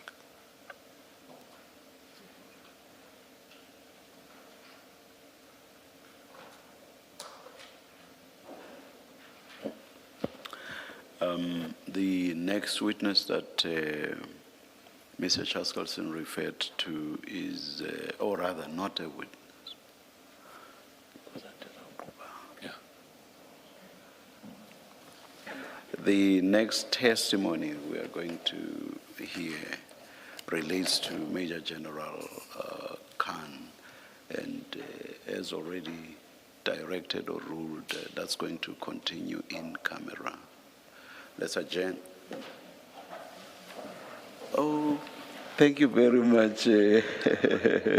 Dr. Skuman, you are the first witness I've forgotten to thank. Apologies for that. Many thanks. That's all right. Thank you for having me. And we resume at 9:30 tomorrow. At 9:30 tomorrow, yes. Yeah, in open session. Or Yes, in open session. let's adjourn and resume at 9:30 tomorrow morning.